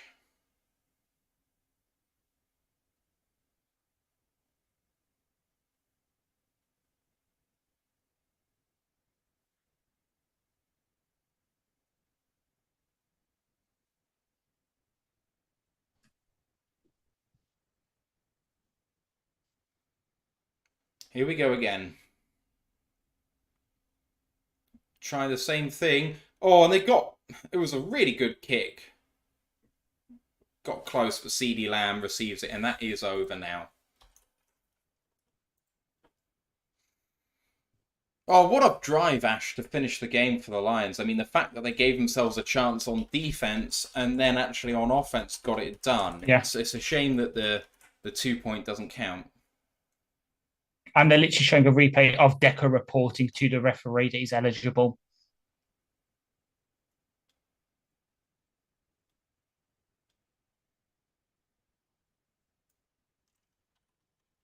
Right, so the coverage just said if he had reported as eligible, it would have been an illegal formation because he wasn't covered.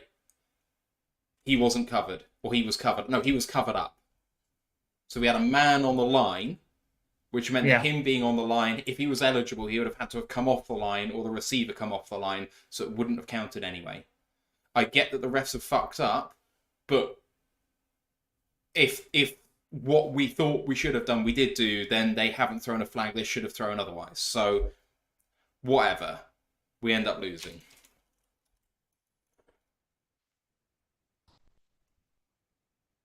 All right. Here's the scoreboard for the final time.